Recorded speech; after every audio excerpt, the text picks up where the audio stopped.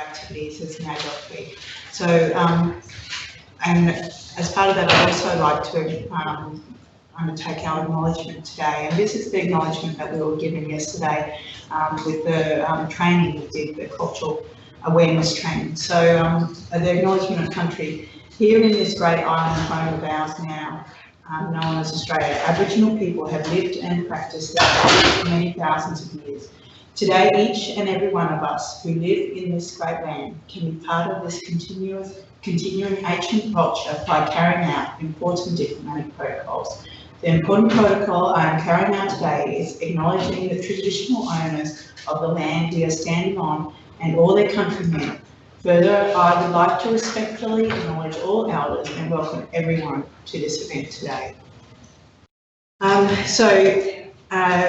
Speaking about NAIDOC Week, the theme this year is Voice, Treaty and Truth, and let's work together for a shared future as a slogan. And I think that is a really great thing that we're doing with our reconciliation action plan. So moving into the agenda today, we've got all councillors present. Obviously no apologies. Councillors, do we have any leave of absence for future meetings? Yes, I have on the 13th of August. 30th of August, thank you. May I please have a mover for that? Thank you, Councillor Godwin-Smith, and a seconder was Councillor Grimbergman. A show of hands, all in favour, thank you. Wonderful. All in favour? No one against. Why the surface hub has been moved is we're going to try and Skype in to our sister city later on today as part of the meeting. So, following through Community Standing Committee meeting minutes on the meeting of the 11th of June 2019. May I please have a mover for those minutes? Thank you. Thank you, Councillor McIndoe, and a seconder. Thank you, Councillor Godwin-Smith. Can everyone please run their eye over that, those minutes to make sure that they're comfortable with the detail? Now, may I have a show of hands, those in favour of that? All in favour, no one against, carried, thank you. Business arising out of those minutes.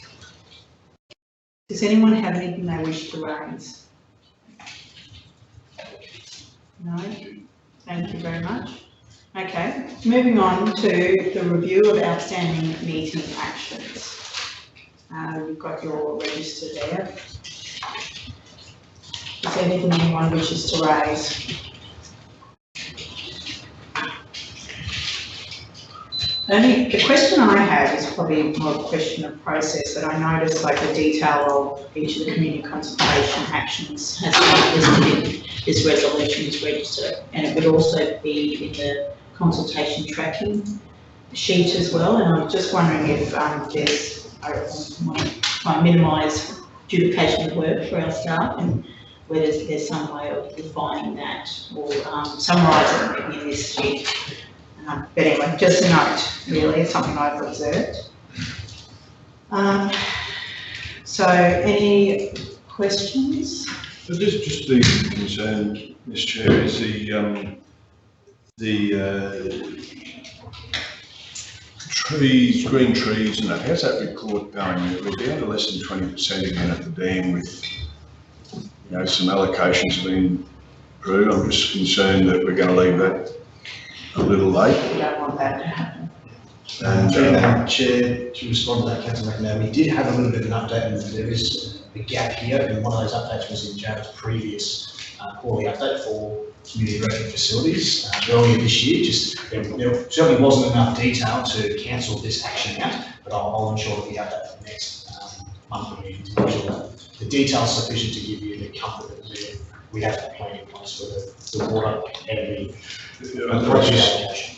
Just thinking, because when we go to adopt it, we'll then want to do some marketing around it, or let everyone know about it, and we'll have some rates coming out shortly, and it'd be good to have that put to bed and put out with those rates for those communities that will be involved.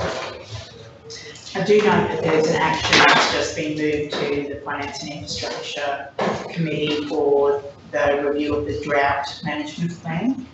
So I just wonder if it's This one should partake in that. that's right. And in addition, any changes we have to the operation of all restrictions as well.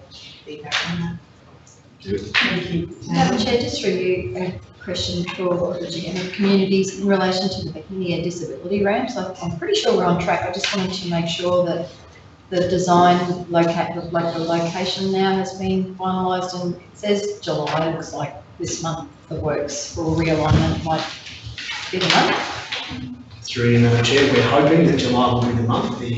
We haven't made any adjustments to where the stakeholders wanted that location, so we tried to get an alternative to speed that process up, but we're hoping to get some work completed by the end of this month. So it is going somewhere else though. It's going to where they originally wanted. Yep. This. Perfect. And Which is out the front, isn't it? yes, Yes. it is it. And just, is there any update on the camping options strategy? I'm expecting something this week, so I was hoping to have it before today, but Yep. I don't know just yet, so hopefully we'll get some. Great. Look forward to hearing more. Thank you. Okay, if there's no further questions, moving on to the review of upcoming agenda items. You will see that report in front of you. If there's any future agenda items that anyone wishes to add, please let me know, or Daniel will speak up now. Okay, thank you very much. Material, personal interest, conflicts of interest, personal gifts and benefits. Is there anything anyone wishes to declare? Okay, nothing to declare. Thank you very much. Okay, moving on to our decisions and actions report. I hand over to Kirsten, who is actually helping in Daniel doing that today as my assistant. Thank you, Councillor Daniels. The Central Highlands Arts and Cultural Advisory Committee, or CHAC, is a council committee established to encourage the participation and optimum service delivery for council communities, particularly regarding the areas of arts, culture and heritage programs, projects and activities. They last in June this year, and so on average over council's arts and cultural officer to present this report. Thank you, Kirsten. So through the chair, this decision report is, I'm reading your bit, sorry, Karen. I've got a bit thrown. Thank you, Kirsten. So through the chair, the Central Highlands Arts and Culture Advisory Committee, that's known as CHAC, is a committee established to encourage the participation and optimum service delivery for council communities, particularly regarding the areas of arts and culture and heritage, programs, projects and activities. They met in June this year, and I'll now hand you over to the Arts and Cultural Officer to present this report. Thanks, Kirsten. Through the chair, this decision report is brought to council for the meeting notes from the meeting held on the 20th of June 2019 in Emerald to be received and the actions endorsed. These actions are from the Central Highlands. Please note the council's partnerships with Central Queensland Regional Arts Services Network on the Carnarvon Gorge Arts Retreat Project, Arts in August 2019 program, the establishment of subcommittees to support the Central Highlands Regional Council galleries. Are there any further questions? Sorry, can I just declare a perceived conflict of interest? Because I work for the Science Centre. The Science Centre has received a grant through the Arts in August. Sorry, I just slipped my mind. That's no problem. So it's only a perceived. Decision making. No, it's just, I just want to acknowledge that I work for the Science Centre and they have received a grant in that round. Just want to make it public. No, let me just. Probably doesn't really need to be declared, but This is noted within the minutes. Yeah, can it just be within the noted? program? It's not really a. So within the Arts in conflict of August funding interest. program, there was some $500 grants granted, and the Science Centre did receive one And of I those. have to work for the Science Centre, so it can just be noted We'll somewhere. have that reflected in the minutes. Yeah, Okay. sorry, Karen, it wasn't reflected. No, that's You okay. triggered my mind. And I was very grateful for the grant. Right. Okay, thank you very much for that, councillor Syphon. Are there any further questions?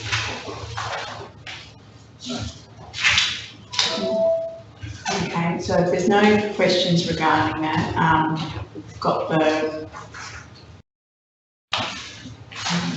resolution in front of us to receive the report and endorse.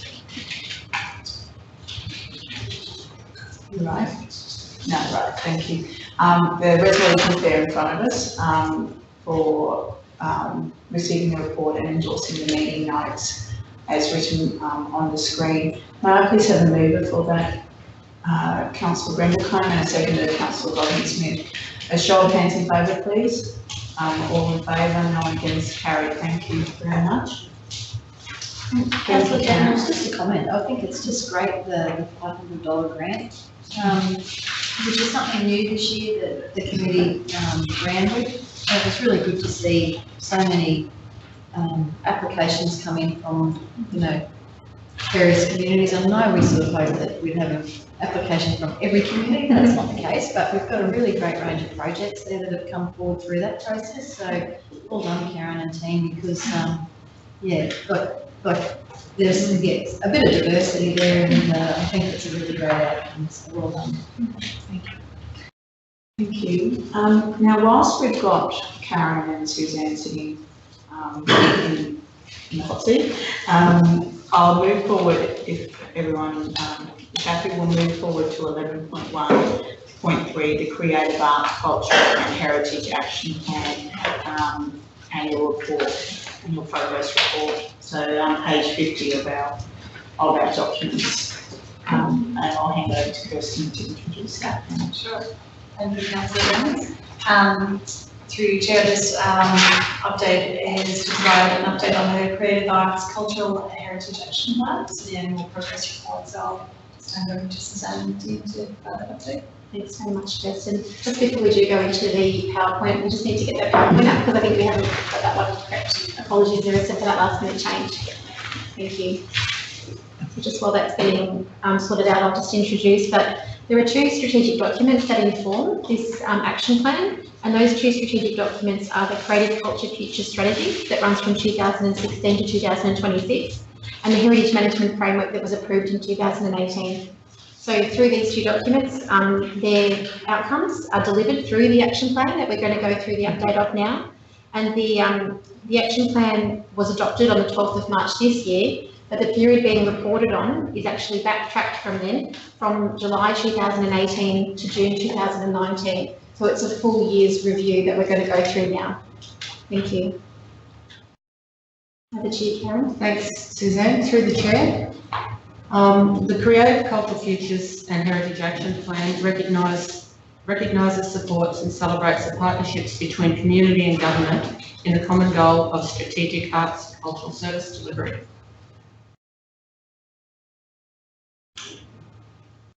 I think it's up.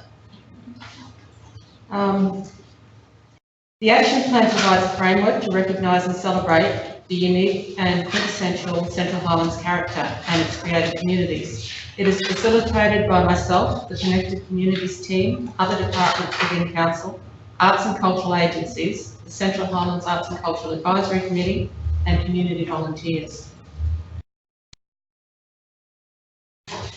The action plan provides a framework. This report presents a summary of the progress made from July 2018 to June 2019 on the 6 strategic priority areas. Priority area 1 is consolidation and revitalisation, and this area aims to improve and revitalise arts and cultural regional direction. Highlights of the the 92% consolidation and revitalisation goals achieved so far are shown on this slide. Highlights in this area are the Emerald Art Gallery lighting upgrade, Virginia Bicentennial Art Gallery refurbishment, Council Library strategy, the former Scrimshaw Hospital Conservation Action Plan. There have been more than 5 community sessions, including sessions for the elderly, youth and multicultural education. Community engagement has been delivered through many facets, such as the CHACAC meetings and minutes, the Arts and Cultural Outreach Program, and online via the Have Your Say platform. Stimulating arts and cultural economic development is a strategic goal for both councils and Arts Queensland's objectives, undertaken via the many project ideas which are regularly added to the action plan future aspirations.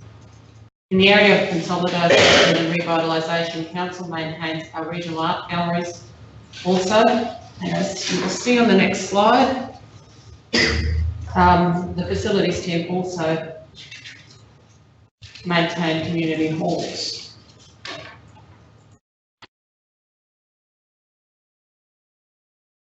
Other cultural space agreements are the Capella Cultural Centre management contract, and there's recently been 2 expressions of interest surrounding the Emerald Art Gallery and the Virginia Bicentennial Art Gallery. Of the 8% still to come, the Emerald Arts Cultural and Heritage Precinct Master Plan has been delayed due to parking constraints. A traffic engineer has been contracted to conduct a study and to provide solutions. The Blackwater Artist Space for the Blackwater Art Society, a new replacement building has been ordered and is expected to be delivered either in late July or early August. The Inga Alice Collection Memorandum of Understanding, meetings with that particular group have been delayed and that will progress in the new financial year. Action Plan Area 2, the priority area of community and celebration, aims to encourage consultation, cooperation and participation in community arts and cultural activities and programs. This area has 97% achieved so far. The Arts in August target for 4 Arts in August events was successfully achieved. Again, in this area is mentioned the creative cultural economy planning, which was explained earlier as a partnership between local government and Arts Queensland. Arts and cultural advisory advocacy is demonstrated through the Community Standing Committee monthly reports, regular Arts Queensland and RADF reporting requirements, and meeting with community. Sorry, I'm 1 slide behind. Senior Week entertainment, youth programs and multicultural programs are all part of the Action Plan's community and celebrations area, along with the regular events in the Capella Pioneer Village Heritage Day and the annual Arts in August program development. This year, the Peak Downs Homestead is 150 years old, and that will be celebrated at their open day. Another community goal in this area is the arts and culture emails. Of the 3% in this area, which is still to come, we once again see the Emerald Arts Cultural and Heritage Precinct, which we previously had recognised had been delayed with parking constraint study. The third area of the action plan is the regional identity and sense of place, which aims to promote community identity, cultural tourism and heritage unique to the Central Highlands, as well as encouraging visitors to our local towns and surrounding areas and boosting the regional economy. In this area, 63% has been achieved so far. The Heritage Management Framework is available on the Council website. There have been 8 CHACAC planning meetings and 4 RADF meetings, which were held in the 2018-19 financial year. There were history call-out days conducted in Emerald, Ralston and Springshire, and the CHACAC nomination advertising was conducted between 2018 and 19. Of the 37 regional identity and central place gold areas still to come, awareness training for the Indigenous heritage and culture lies with the commercial services team, who have conducted Aboriginal cultural heritage compliance testing, and council will receive a report on the results. In support of that area, the recent black card training did quite well, as you're all aware of yesterday's training. The new montage system that is going to for council libraries has arrived only in May of 2019, and training surrounding that platform is still pending. Once this has been undertaken, the history items and stories will be added for community access.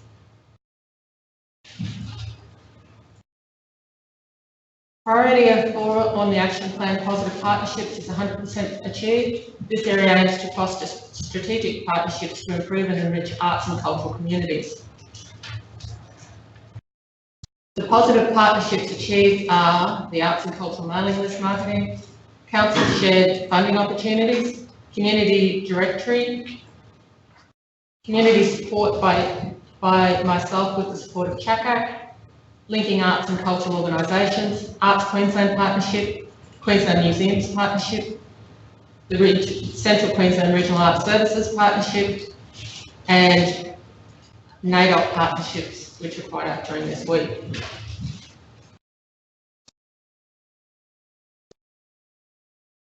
Action Plan Section 5 celebrates diversity, which aims to embolden and recognise the strengths and diversity in Central Highlands communities.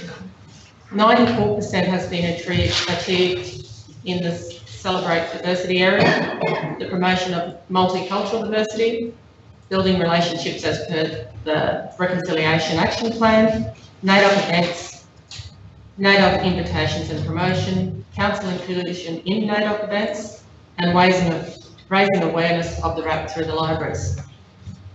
Indigenous arts and cultural items are on display and in the NAIDOC exhibition is downstairs in the art gallery. Of the 6% still to come, the Capella Bakehouse Oven project is on track to be completed in July. There's a lot of action going on there at the moment. Sorry, I didn't give you my slide. It's pretty quiet there at the moment. Is there a hold up on it, or is it just the weather? Through Madam Chair, I don't have the details. Yeah, it could have just been the weather, because there's been no progress in weeks.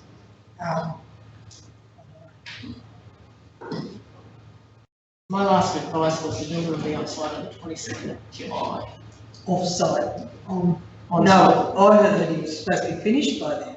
Oh, well, that might be the end date. I'll check into that, You can just councillor, check, and I'll get back yeah. to you. Yep, no problem. Well, I might have misheard, but I thought it was the end was supposed to be completed by the 22nd. That's the date I was. Move on to the next one. Action Plan Area 6 is future direction, which is again 100% achieved. This area aim is to strategically developing and innovating, planning for future arts and culture within the Central Highlands and beyond to the broader national and international arena. The creative cultural futures and heritage future aspirations, additions and reviews recognise partnerships, facility planning, arts, cultural and historical initiatives, cultural tourism, activities and promotion, new media and training opportunities. In summary, overall, the Creative Cultural Futures and Heritage Action Plan progress from July 2018 to June 2019 is approximately 91% complete. This falls short of the 100% completion rate by 9%. Reasons were previously explained, and I will continue to work with departments to support their completion. These items will be rolled over into the next financial year's actions. I will monitor these and report on their progress in the next 6 months milestone report, which will be in February 2020. Some of the next financial year's action plan goals are already underway, and examples of this are the gallery storeroom audits, the Carnarvon Creative Project, and annual art awards in both the Emerald Art Gallery and the Hindered Bicentennial Art Gallery. This is just a slide demonstrating some of the up-and-coming programs. There's been a rebranding of Arts in August, and there's over 20 events registered in the events calendar, which will be compiled this week. There's ongoing NAIDOC celebrations in both Emerald and Blackwater during July. Palapaina Village Open Day and Hickstown's Homestead 150 years celebrations will be coming up in September, and we'll continue to progress the action plan. I would like to give special thanks to the CHAPAC committee that include Councillor Godwin-Smith, Councillor Brimblecombe and Councillor Nixon, and all the community volunteers for their support and assistance. It's all very greatly appreciated. Do the councillors have any feedback or further questions? Very good. No, it's really good, Karen, and good to run through that, because we've not that long ago adopted this strategy and action plan, and it's really good to see the progress that's been achieved to date. And I think this is a great way to report it. In a very simple way, that's there, you can see it easily. And congratulations to you and your team, Karen, too, on your achievements in this space, because it's a relatively new framework and you've hit the ground running. Thank you. Thank you, Karen, for this concern. Thank you. Moving forward, we'll now go to 11.11, the reconciliation action plan biannual progress. Oh, sorry, I've missed the resolution. May I please have a mover, thank you.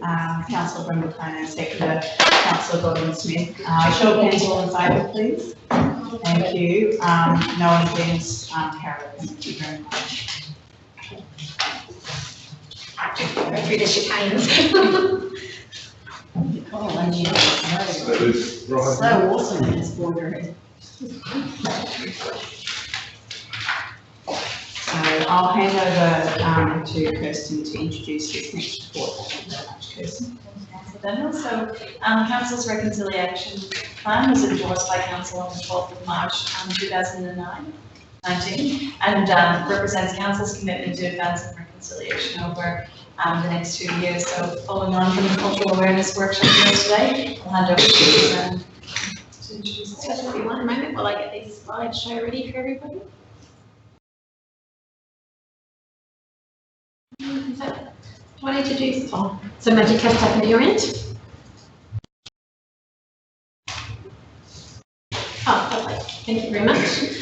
Thank you for that introduction, Kirsten. So this report presents the progress of Council's first reconciliation action plan, and we are in the reflect stage of reconciliation. That's the first stage of the 4-stage process of reconciliation action plans. So this reconciliation action plan focuses on 4 priority areas, and they are relationships, respect, opportunities, and then tracking and progress. So I'll now hand you over to Linda Connell, the Supervisor of Community Development, to provide more information on the progress of the RAP over the last 6 months. Thanks, Linda. Thanks, Suzanne. Through the Chair, the Reconciliation Action Plan, the RAP, was endorsed in March this year. The Connected Communities team lead the implementation of the RAP. The CDO Indigenous position has the responsibility of facilitating the RAP's progress. However, this position has been vacant since February this year. Applications close this week, and hopefully we'll fill that position in the future. There are 4 priority areas that provide the framework to deliver the RAP: relationships, respect, opportunities, tracking and progress. As we know, Council's been working in this space since 2010, and now we're consolidating our actions and laying the foundations to advance reconciliation.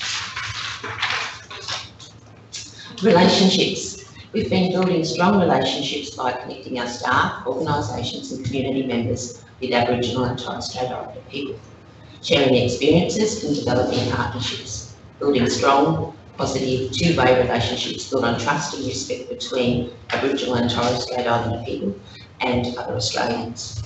I'll go through each of the priority areas detailed in the RAP. In the relationships area, we've achieved 28%. So far, there have been conversations and also sharing the RAP with the following groups: elders in Blackwater and Emerald communities, Burraduck, Cabalabra, and Yettamala people, Gungaloo people, Innu people, Kayuri people, and Wadawurrung people.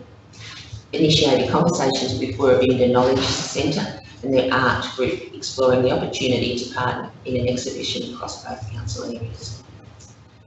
With these conversations, being mindful to progress, identifying the preferred method of contact with the elders and organisations.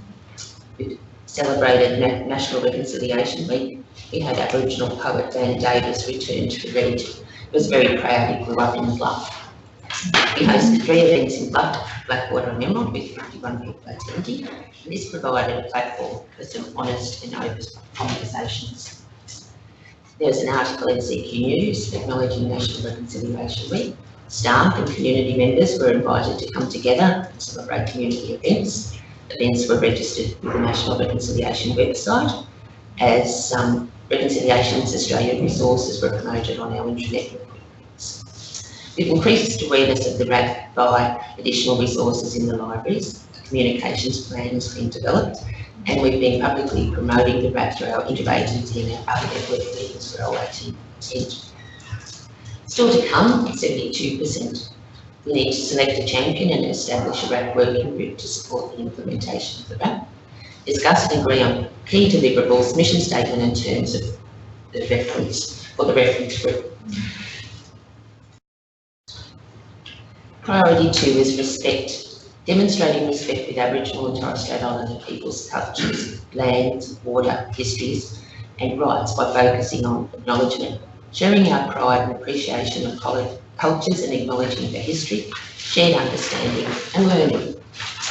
What we've achieved so far, 27%. In the cultural learning and development area, we completed acknowledging traditional custodians and wrapping the new staff induction.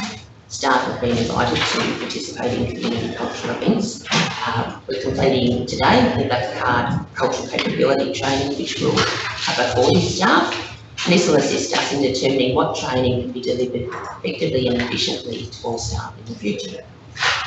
We encourage staff to visit Reconciliation Australia's website, share our pride on the quick links, and a training module is being developed for staff in the compliance there in relation to Aboriginal and cultural heritage, as Karen mentioned before.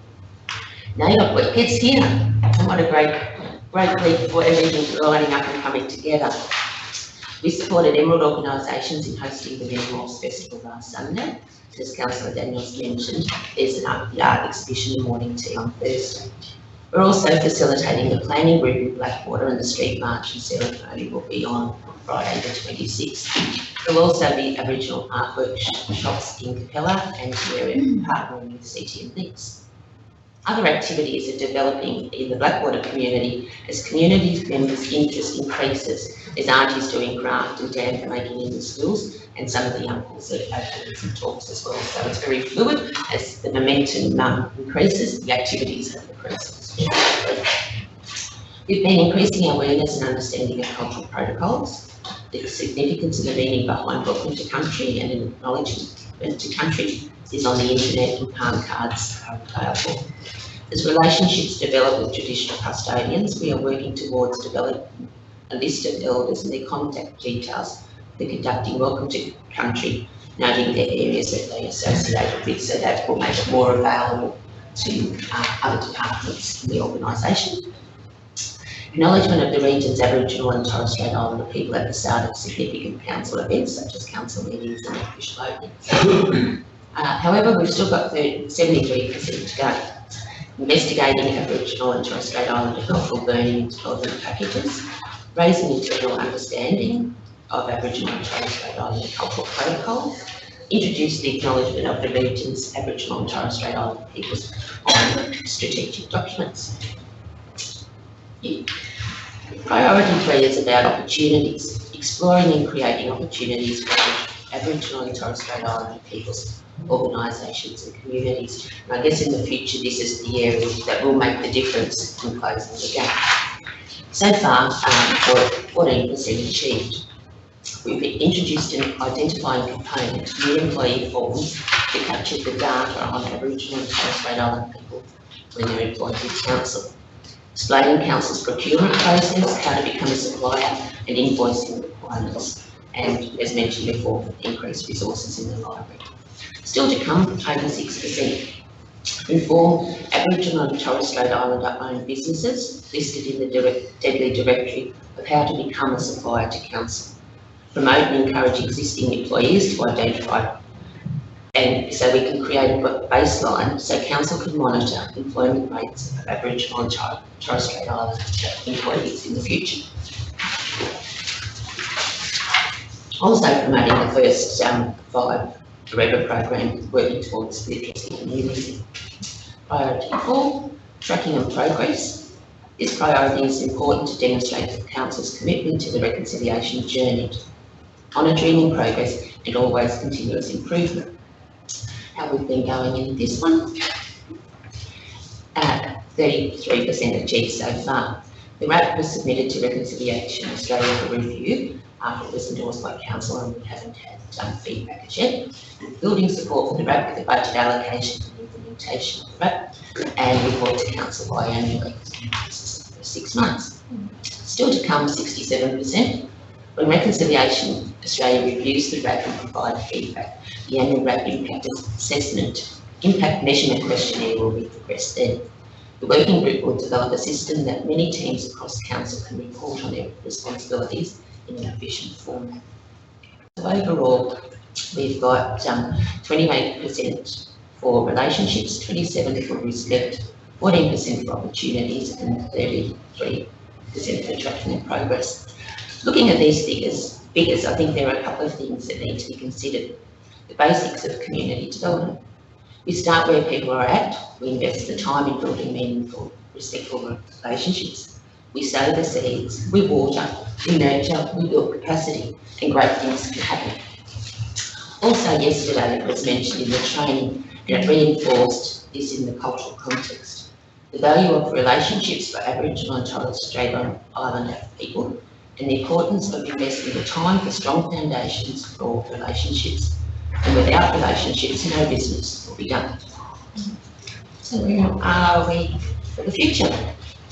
Establishing a working group, developing a cultural learning package for employees, encouraging current employees to identify, contacting businesses and becoming a supplier, promoting the first 5 forever, and the RAP, when it's endorsed, having a launch with our elders. I'd like to thank the community members that continue to teach and guide us. I'd like to thank Council also for their support in progressing the reconciliation. I'd like to thank the teams across Council that have been contributing to the RAP. After all, it's an all-of-organisation committee. HR, commercial services, infrastructure, procurement and creditors, and of course our Connected Communities team. And all the individual staff that have expressed interest about what's going on and asking questions. A special thanks to our comms team for their initiative and work. Not only getting the message out internally, but also externally. Community members have been taking note, and it's been very well received. Thank you, Nancy. I'd like to open it up to the floor for discussion. Thank you.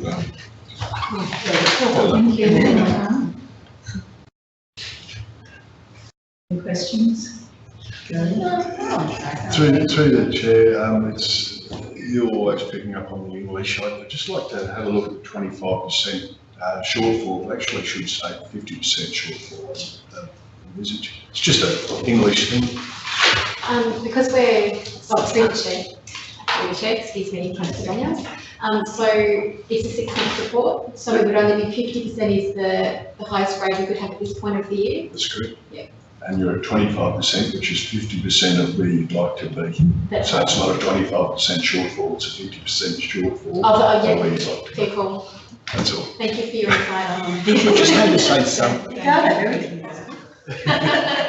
He's always picking up on the English. Yeah, it's been a real cultural. We've That's right. revisited the reconciliation action plan and where we're at, and the cultural training yesterday. It's been a NAIDOC week. It's exciting. Your shirt, Linda. And the rest of the team.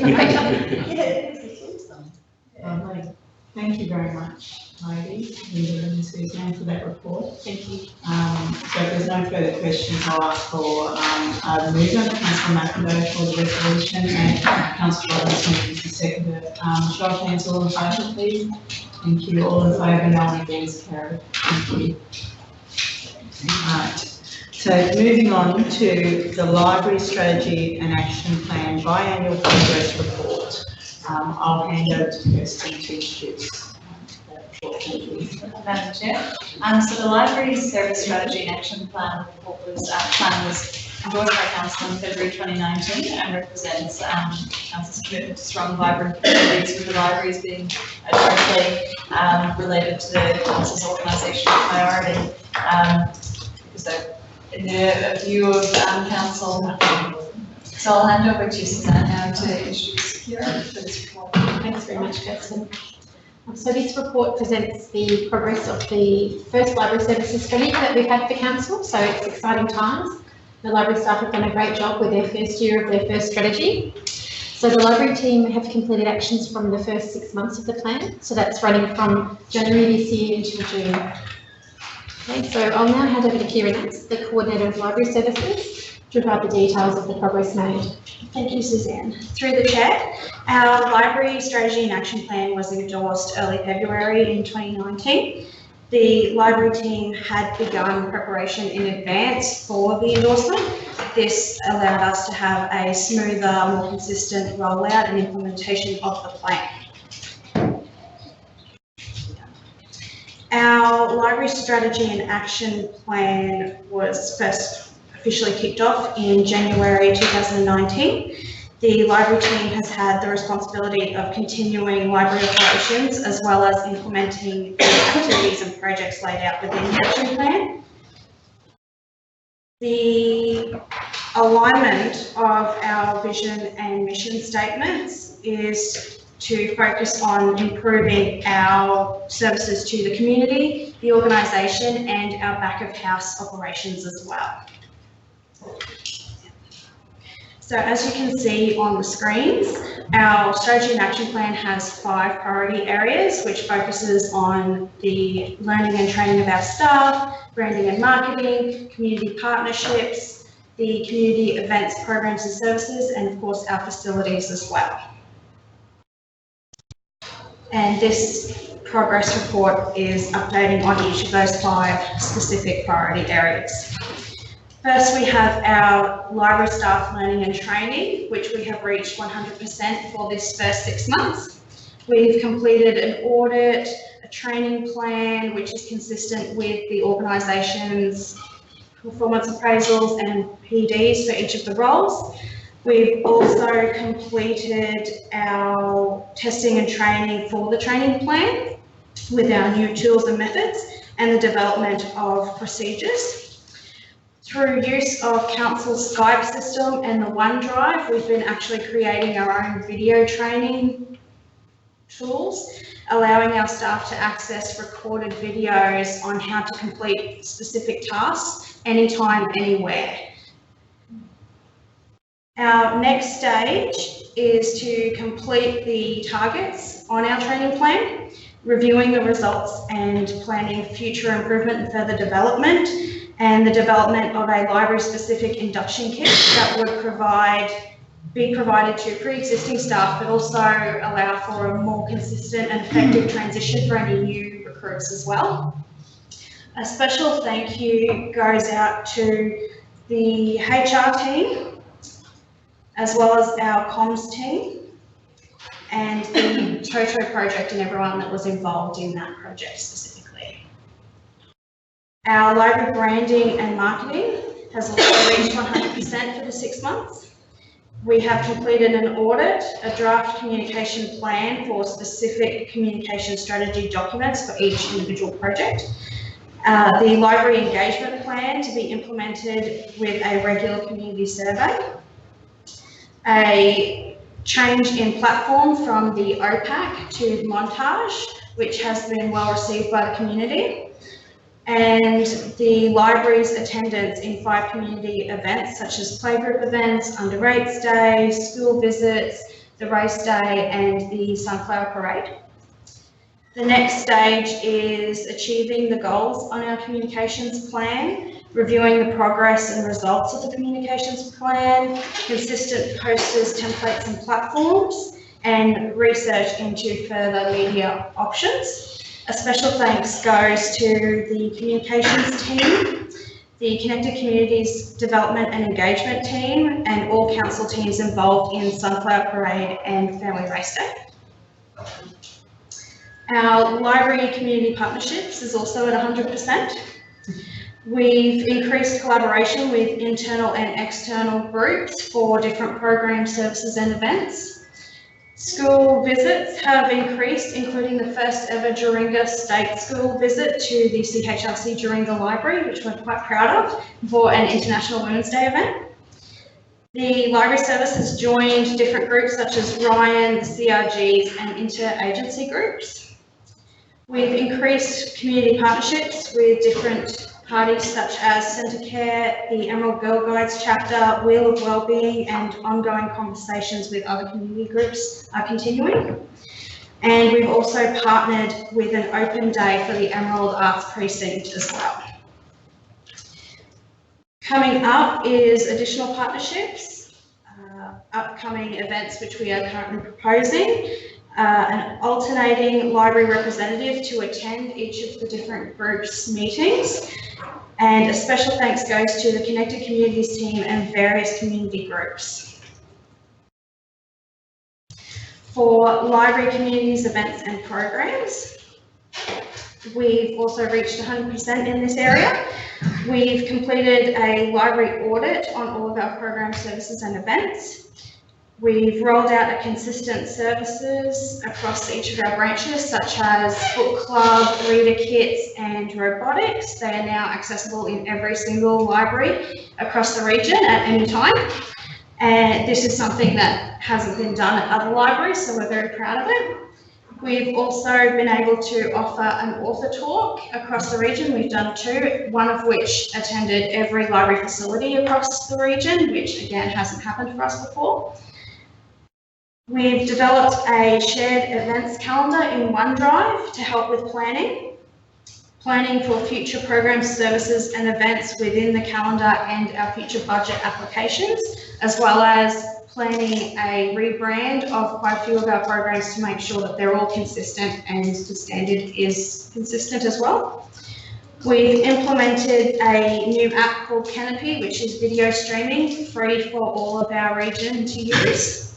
We've also implemented a new press reader access solution through State Library at no additional cost to council, which is far more reliable than our previous press reader platform. We've developed a new app called RB Digital, which will be going live very shortly with a lot of electronic collections, which also allows us to further develop in the future with different options as well. We have recorded oral history interviews across the region as well. We've extended the First Five Forever project with a resources audit underway, purchased cultural materials for the collection, most notably a range of Aboriginal and Torres Strait Islander resources as well. The next stages are new programs to be developed and implemented consistently across the region, a review of all online services and platforms to help form a plan for the future, and continuing the First Five project, but transitioning to an independent, sustainable model. A special thanks goes to the communications team, the IT team, Connected Communities Development team, State Library, and several of our suppliers as well. For our library facilities, we've also reached 100% for the 6 months. We've completed 2 separate staff-led audits across all of our facilities. We have completed layout review and changes to all of our library facilities, including the Bohemia Honorarium, to ensure not just visual pleasing and ease of our customers, but also health and safety of our staff and customers as well. This has had a huge impact, and we've had quite a few very positive comments from our community and our staff. We have also replaced site kiosks with our PACs, the public access computers. This is using deep freeze and print systems. We are actually the first library service in the Southern Hemisphere to use Princh, and we've been contacted by 3 different libraries already, including Brisbane City Council, asking for our opinion on this system. So we are the trendsetters in this area. Sorry, what's it actually? So Princh, it's our printing solution. So basically it's allowing us to not only make sure that our fees and charges are in alignment with the rest of council, but it allows for a much easier printing option for all of our community. Yep. We're also very excited because in the future, very soon we'll be able to actually use Princh through an app system, which means that anyone in our community, even our travellers with the app, can send whatever document they need to whatever one of our library printers and come down and pick it up. It is very exciting. It also allows for payment to be either cash in the hand for anyone that just wants to pay cash, or online payments as well, including BPay and PayPal. So it's much more simple for all of our community, no matter what demographics they are, to be able to use our library services. So that app's already available. So the app is available. I've already got it, but for our region, we can't use it just yet. However, our IT team are working on it at the moment. Yes, it's very exciting for us. And we've also been participating in the planning for the new Arts Precinct and Blackwater Library projects. So the next stages are projects based in our facilities audits to be undertaken, researching an electronic booking system for the PACs, and a Wi-Fi review project as well. A special thanks goes out to the IT team. They have been amazing. The communications team as well. They've been getting everything out for us. The various service providers and all parties involved in the Arts Precinct and Blackwater Library projects. So our team has reached 100% for all priority target areas over the first 6 months timeline and are charging into the next stages now. I would like to take this opportunity to also note that following endorsement of the plan, our library staff have all volunteered to take part in and even lead different projects from the action plan. Every single person in the library service and our transaction centres have left their fingerprint on every achievement that we've made. We've also had a massive amount of support from everyone in council that we've approached with questions, guidance, anything at all. And it's definitely made our team feel like one council, one team is definitely an attainable goal for us. So thank you very much. That's all that I have for you today, and I'd like to open up for your discussion.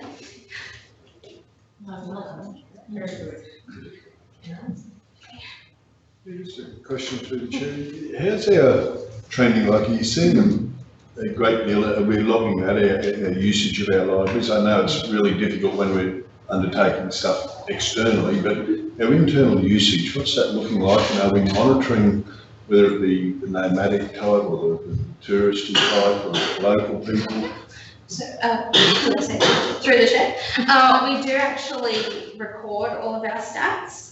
We have seen some increase and some decrease here and there. It's kind of a constant flow. However, certain things like programs in Blackwater, we've seen a dramatic increase in attendance. So we've also seen an increase in all of our digital platforms as well. And that's not just within the towns that have libraries, it's outside communities that don't have an established branch, which we're quite comforted by because that's our way of providing a service to them as well. We have seen that with Canopy, because it's only new, it's only been live for about 2 months now, we've already got a dramatic number of stats coming through with people not just logging in and checking out, but registering and watching movies. We can see all of those numbers coming in. So it looks like people are taking notice of the libraries and starting to use what appeals to them. We've also seen a dramatic increase already in the use of the packs because they are much more user-friendly, they are reliable, they are working, and they're accessible at all of our branches. Before we even got a chance to actually get our comms out, which was very quick, the community had already spread word around and started frequenting the library a bit more as well. So we can see those sort of changes I just happening. feel that, you know, that's a important part of the report, is to see the continued improvement. Well, I'd like to see it even if at all possible, just, you know, going back some, you know, 12 months, 2 years, and seeing that the money that's been invested is got some dividends, that's all. Excellent, that would be fantastic. We actually do not just record our stats, but we report them back to State Library annually, and we're also going through a change in our recording system to make it much faster, more innovative as well. So we're collecting more accurate stats, so it would be fantastic to be able to present them. So it's just through the chair. So I'm a great nomad, and I'm just having a wander through your library. You really can't capture that unless they are doing something, either logging onto a computer. If they're just coming in and just wandering around having a look and sitting out in the garden area, there's no way we can capture that, is there? We actually do capture How do you that. capture So that? we have door counters. Oh, right. And in any okay. smaller facility Yeah, that right. doesn't have a counter, our staff actually. And that's an automatic door counter? Yes. Oh, okay, righto. Yep. So with our state library report, we have to actually report on every person that comes through in. there. So if I Yeah. walk through there 10 times, I'll be 10 people. Well, we have to take that into Yeah, account. but I know. Oh, okay. I just didn't realise you had a door counter. That's Yeah. okay. We also allow different services for travellers, so not just internet and things like that, but we have sort of like book swaps for people that are not actually on the system that council hasn't paid for, things like that, and we do allow temporary memberships as well. And we found that that is actually very popular. Okay. Thank you. Thank you. And I also note that you've been supporting the art galleries as well, and so thank you very much for your support and your staff stepping into those role, that role too. Thank you for the report. If there's no further questions, thank you. Councillor Syphon moves and Councillor Glenn second. The resolutions here in front of you. Can I please have a show of hands all in favour? Thank you. And against, no one against. Carried. Thank you very much. Thank you, Kira. Thank you for that. So moving on to our youth strategy 11.1.4. I'll hand over to Kirsten to issue that report. Thank you very much. Thank you, Madam Chair. The Youth Development Team will be presenting a summary of the progress and completed performance measures made with the Youth Strategy and Action Plan for the 2018-19 financial year. I'll hand over to Suzanne and the team to do the introductions and give us an update. Thank you, Kirsten. So through the chair, are we right? Yeah. Oh, we want to change the presentation. Yeah. So beg your pardon, excuse me. Through the chair, if we just close that one down. That's it. Okay, so through the chair, as councillors are aware, the Youth Strategy and Action Plan 2018 to 2023 outlines council's commitment to young people and the way to progress youth regionally. The strategy was endorsed on the 5th of March 2019 and it commenced in July 2018. So this report presents a summary of progress and completed performance measures made with the Youth Strategy and Action Plan for the 2018-19 financial year. I'll now hand you over to Hayley Hogan, our Senior Youth Development Officer, and Susie Bay, although it's not Susie Bay anymore. What's your real surname?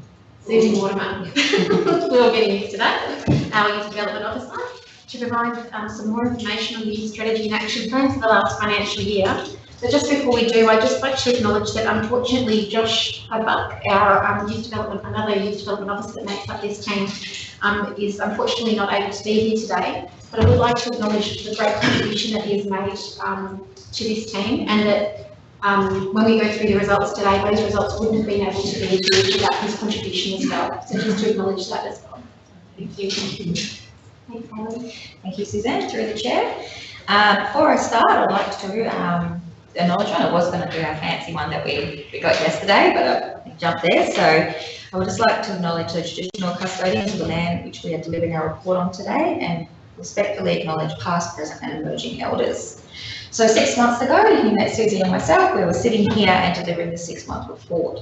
This was an interesting report to deliver, as Susie and myself were brand new and had not completed any of the work, yet our teammate Josh had. Well, 6 months down the track, we are here again today and super excited to deliver the 12-month report and all the goals we've accomplished as a team. So there are 5 strategic priority areas that have been used as a framework to deliver youth strategic outcomes, which were identified through the action plan. They are youth development, planning and advocacy, youth participation, youth connections, and place activation. In this report, we break down what has been delivered in each strategic priority area. Susan. Thanks, Helen. The first area that we'll look at is youth development. So to improve young people's access to services, opportunities and experiences that enhance their physical and emotional social wellbeing and build their personal capacity. Just because of the huge amount of information that we'll be putting forward to you, I won't read through every single dot point, so please feel free to pull us up and ask any questions so we can explain or give you further information. I'll just pick out a few highlights from each page. We're currently in the planning stage for developing a Springshaw Youth group. We are planning to hold an event in Springshaw at the skate park to celebrate the new basketball resurfacing court and the shade shelter. This activity is planned for late August. We plan on holding a 3-on-3 basketball competition. We'll get a local live band, which is the high school teachers, and some of the local youth will also be participating by playing and singing. We'll have a barbecue, and we'll, of course, be encouraging our kids to utilise our skate ramp so they can skate, scoot and BMX. In conjunction to this, we're running a youth art prize competition and gala award evening later at the end of this month. This relates back to Youth Inc. in the fact that it's an initiative that will help motivate and gel the strong ties and further activities moving forward for Youth Inc. as a group. Okay, so one of our performance measures was to deliver 6 annual partnership activities with each of the PCYCs. We have delivered 19 events in partnership with PCYC Blackwater with 906 attending, and 12 events were delivered in partnership with PCYC Emerald with 1,255 attending. Just got some pictures up there where we partnered for Youth Homelessness Matters Day. We created a poster for youth who are at risk of homelessness or who are homeless with some contacts on there that was shared through social media. That was shared on our Youth Inc. Facebook page, and it reached 2,734 people and was shared 17 times. We have a movie Under the Stars where 100 people attended. We had the laser tag at Ruby Vale and a movie night there where 39 people attended the laser tag and 50 for the movie night, and the graffiti workshop where 32 young people attended. We also have arts and culture, so we had 39 projects partnered with arts and culture, 2,778 people attending. We had 11 arts in August, strong pool, 24 movie nights, 2 craft days, 1 Stand United mental health heavy metal music event, and the graffiti art workshop. So building resilience, the Central Highlands Regional Council in partnership with Blackwater Wheel of Wellbeing Group hosted a visit to Blackwater with Nicole Gibson. Nicole is a social entrepreneur and change maker who is also the youngest Commonwealth Mental Health Commissioner. Nicole hosted a community workshop session in Blackwater that was attended by roughly 30 people, and a session with Blackwater State High School where over 300 students learnt about the importance of love and caring for one another. Then there was the Stand United Big Day Out for Mental Health Awareness. It was held at the Blackwater Civic Centre with over 200 people attending of all ages. The purpose of the event is to inform the community of the local services available to support mental health and wellbeing and enjoy live entertainment. This year's event consisted of 6 performances, ranging from solo acts to heavy metal. The event includes the Emergency Services Cook-Off, which provides a fantastic opportunity for the Emergency Services Network to network and engage with the community and have some fun. Our next priority area is planning and advocacy. Research and advocate for improved services, facilities and opportunities that meet the needs of our young people. We've actively participated in 70% of our interagency meetings. The meetings held in Blackwater and bi-monthly in Emerald. We're currently following up on 4 support requests for our youth development officers. Some of those include, we're working with the Capella Aquatic Centre and CTM Links to investigate a new youth space at the town pool for our youth to access. We've been working with the Gemfield CRG and the Anarchy State School students, which you would have seen their presentation at the Youth Summit earlier this year. We're also working with the wider community there to follow up on their request for a skate park in the Gemfields area. This initiative obviously was through the Mayoral Summit, which is excellent.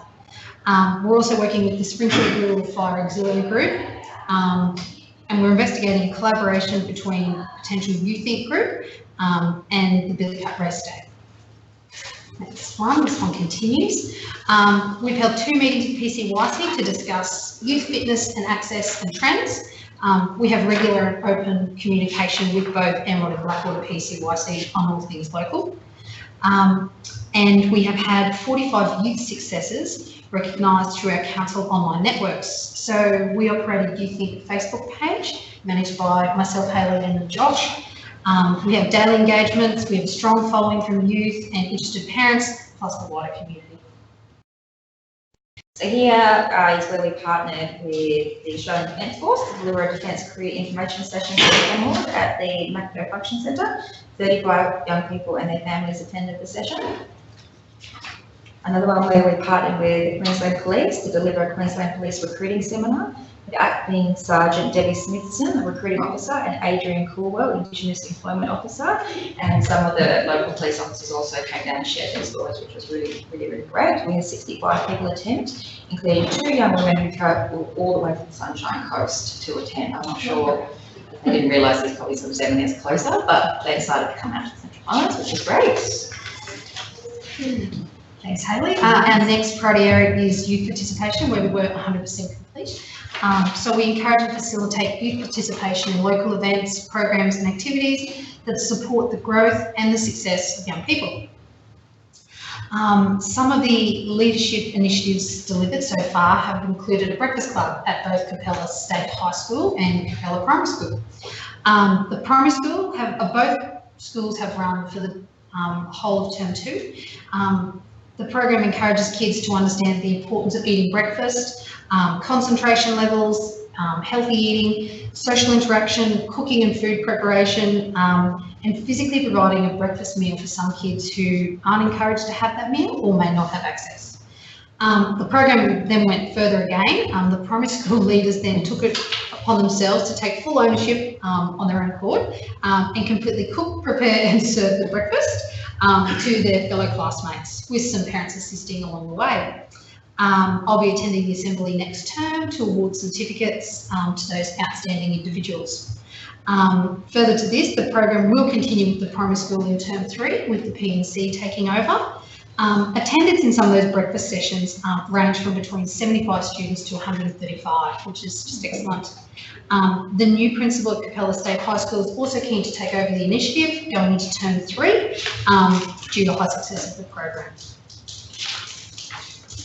We also held 41 events delivered at Emerald, 55 in Blackwater, 29 in Capella, 32 in Springshaw, and 92 events were delivered in 11 other communities.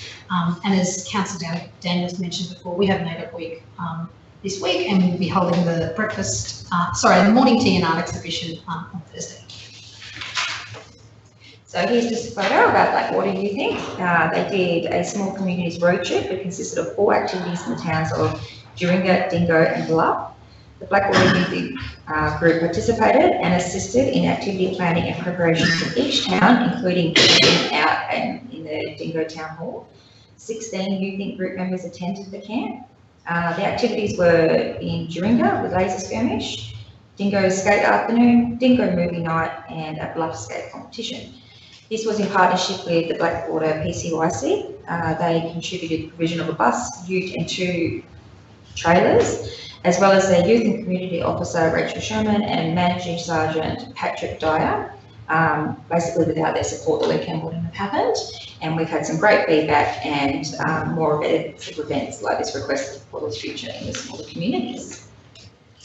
This is our Headspace Youth Reference Group. So as you're well aware, there has been some meetings within the community about getting a headspace, and a group has been formed, and it was requested that a youth reference group be made. So Anglicare and the youth development team put their hand up to create this group. So we did in February, give us a piece of your mind. We had 55 young people attend and tell us what they would like to see at Headspace. And from that, it's dwindled down to about a group of 10 young people that meet fortnightly, and we talk to them and keep hopefully the motivation going for this Headspace to come. They, in Youth Week, did the green colour run, as you can see there, a picture, which was really successful with 300 people attending. I think it was their biggest so far. So that was a great day. They attended the show and did the cotton picker pull-up challenge. Received $250 for that, and New Beginnings, who received $750, also donated their funds to the Headspace Youth Reference Group. So that was $1,000 for the kitty, which was great. And then this Friday, they're doing laser tag in the park. So it's all happening. Just thinking of some new ways to keep them motivated until that building gets here. This next slide relates back to Youth Week, and as you can see, we were very busy little bees out about in our communities. Youth Week is a statewide event. This year it was held in April. We delivered 28 events across the 12 days. We partnered with stakeholders including Anglicare, Central Queensland, PCYC, CTM Links, Oakey Creek Coal, the Emerald Park Run, Wheel of Wellbeing, Emerald Skate Mates, Blackwater International Cold Centre and Yarrabee. And across those 12 days, we had 1,789 people attend those events. The next one is Youth Connections.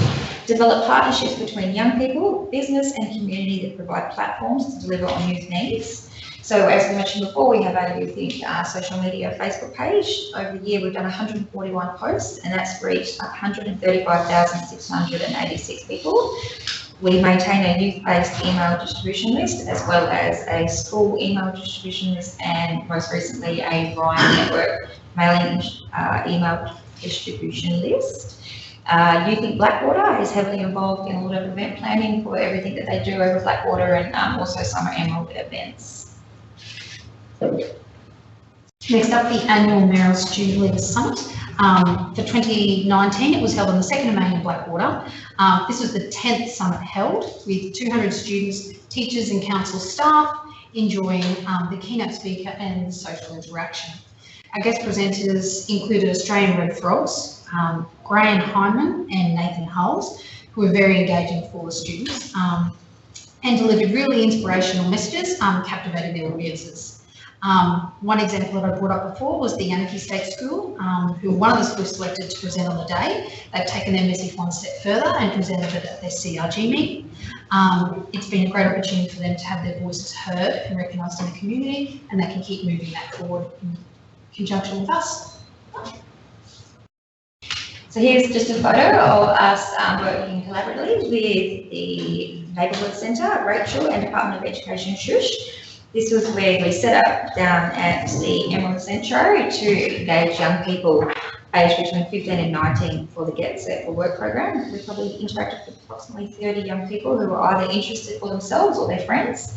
They have just recently had their 10-week course with 10 participants, and out of that course, one participant has been employed at Big W, one has enrolled at CQ University, and 2 have secured full-time positions at the feedlot. Place activation. Create vibrant community hubs relevant to young people to be a place of social interaction, creativity and economic vitality.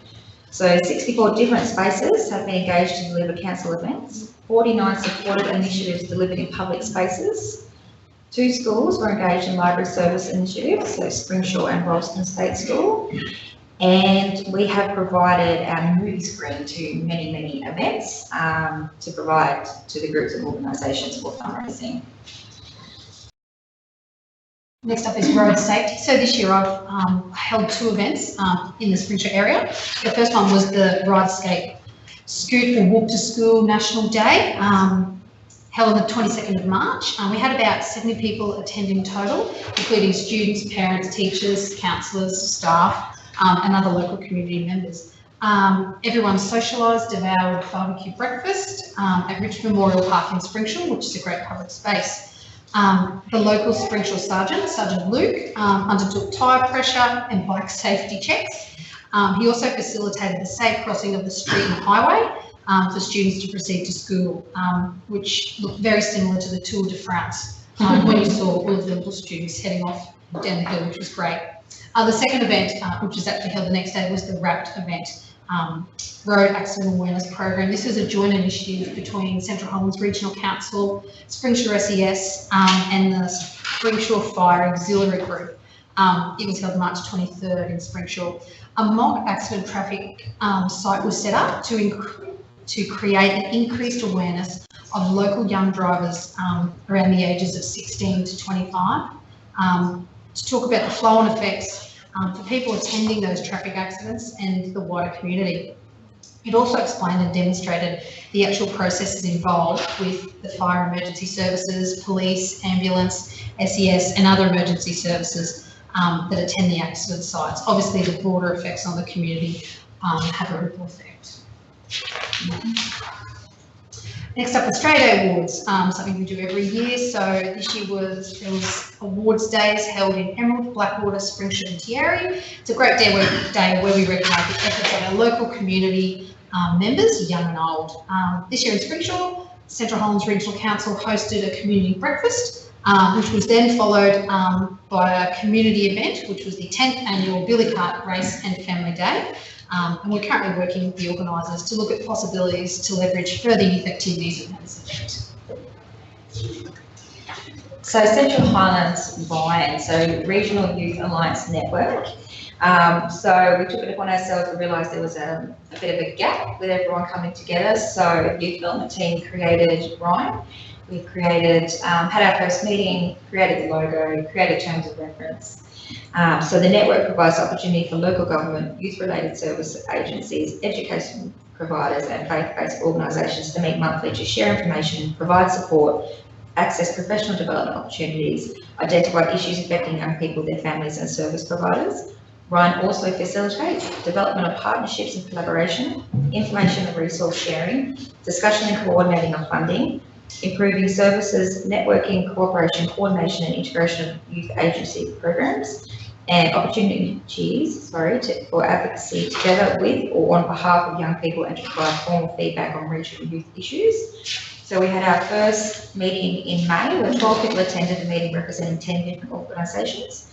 The second meeting was held in June. 13 people attended the meeting representing 11 different organisations. In this meeting, we had Central Queensland Indigenous Development come as a guest speaker and inform the group of the 2 programs they deliver. And this month, we are going to be having Marjorie Joyce from the Australian Apprenticeship Support Centre, who will be our guest speaker at the meeting to discuss options for young people for apprenticeships. Thanks, Hayley. And for the financial year 2018-2019, we're very proud to announce that we have been 100% complete in all of our 5 priority areas.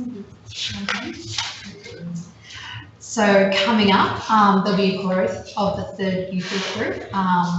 We'll have our annual Central Highlands Service Providers Survey, as well as a survey to track young health and wellbeing. We'll be developing a marketing and communication guide for youth.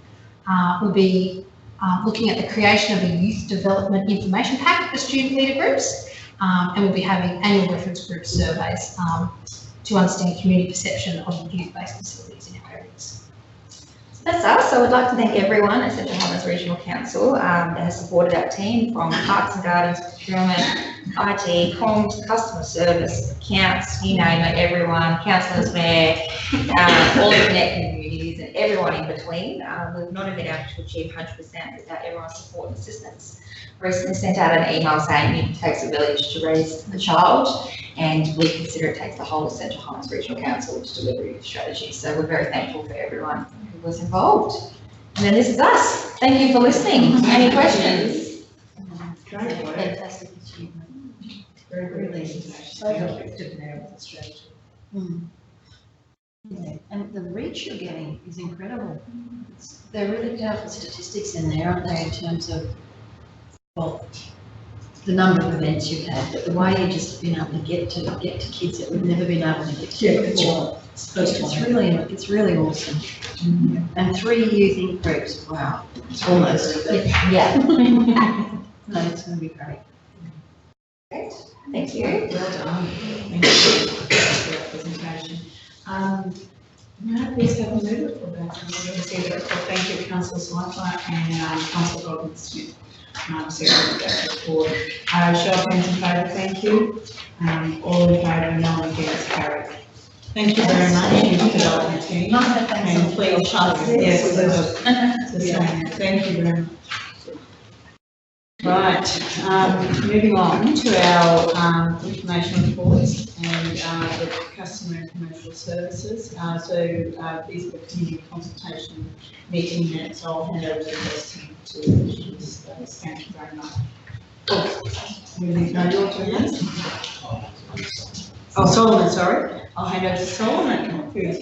Sorry about that. Chair, no worries. Thank you, Councillor Daniels. Good morning, councillors and colleagues. So Diane Laurie is our acting manager, customer services, while Rebecca is on leave, and she'll be delivering the reports this morning. So we're presenting this morning an update report on the key activities for the customer service department, and this of course includes feedback and reports on the engagement program, the annual engagement that was run between early in May and towards the end of May. Councillors should know, council visited around 10 locations and collected a number of views there, not just collecting but also providing information. So please, Diane. Thanks, Solomon. Through the chair, the report provides information on customer service activities for the month of June. It is missing a few statistics, which Rebecca Brosnan will present in the next community standing committee. I can provide some information on the after hours service with 89 calls received through peak services for June. Peak services aim to answer 80% of calls within 30 seconds, and this month they achieved 91%, with an average of 91% for the last financial year. We'll provide more information for the month of June next meeting. We also took comments on board in earlier meetings regarding some of the telephone call centre experiences, and we took those to heart. We've been proactive in that and engaging with the provider peak services. We're looking at these scripts as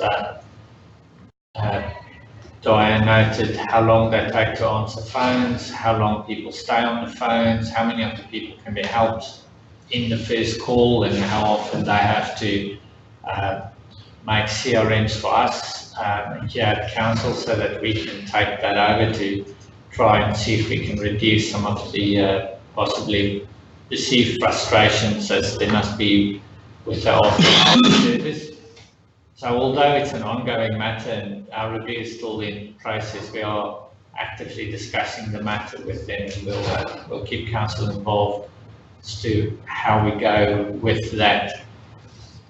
Also in our reports, of course, is the additional, the annual consultations that were held in Ralston, Ruin Crossroads, Stop Running, Avoca, the Berkeley, Millthorpe, Raymond, Ryan, Blackwater and Arcadia Valley.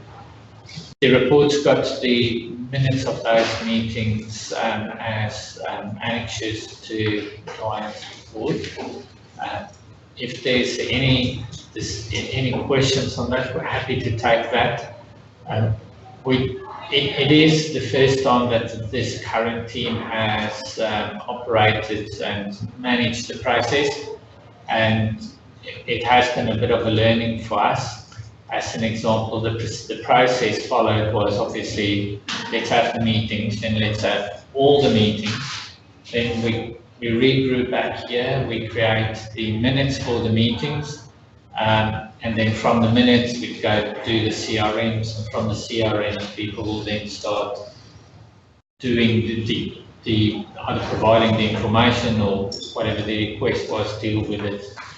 So one of our learnings this year is maybe what we'll do is we'll start writing the minutes while we are busy, so it doesn't take that long for that to come out. Also, perhaps next year what we will do is, as the discussions follow and the requests and concerns and comments from the community is put on the table, what we'll do is we'll pick on those, load them in the back, so long in the system and communicate them through so that the wider organisation can start tackling those things. And then while the other meetings are still occurring, the meetings took a good two or 3 weeks from beginning to end. So yeah, so thanks, Alan. Just through the chair, there was some feedback received that the Southern consultations were quite a busy couple of days, so we'll take that on board. There were 51 CRMs entered for that area, with 40% already in the process of being completed. As Solomon said, it is a new process for us this year, so we have discussed, and we will have another meeting once the Northern consultations are finished in August, and we will take on that feedback of completing the minutes and the CRMs lodging in a timely process. No, thank you. That is the feedback. It was a very busy 2 days, and if that's your one time that you're able to catch up with, that group of people, you might give them enough of your time. So, yeah, 3 days would be much better. Thank you very much for that. If I can just add, Madam Chair, one of the really important learnings, and as this process continues to evolve, a lot of the issues, a number of the issues that are being brought up in the community consults are either already underway in council or they're being addressed. So putting in an additional CRM is actually becoming inefficient for us to then take that out of the system or close it out. So there is, over time, we'll work out the most efficient way to do it so that we don't miss anything, but we're also not doubling up on some of the things. So that is a theme that's coming through. Thank you very much, Cheryl. So we've got a resolution for the department update, so we'll do that and then we'll move on to each of the minutes for the community consultation. So can I please have if there's no further questions regarding the department update, can I please have a mover? Councillor Grimble, and a seconder, Councillor Godwin-Smith. Show of hands in favour, thank you. All in favour, no one against, carried, thank you. So moving on to each of the minutes, so we've got Ralston, Rewan, Top Rain, Avoca, Burley, Millthorpe, Rain, Tindera, Orion, Blackwood, and Acadia Valley. So we'll all have to do a resolution separately for those. May I please have dealing with Ralston, may I please have a mover, Councillor Cypher, and a seconder, Councillor Godwin-Smith. A show of hands in favour. Thank you. No one against, carried. Please speak up if you actually have a question regarding any of these minutes. Moving on to Rewan, any questions? No. May I please have a mover? Thank you.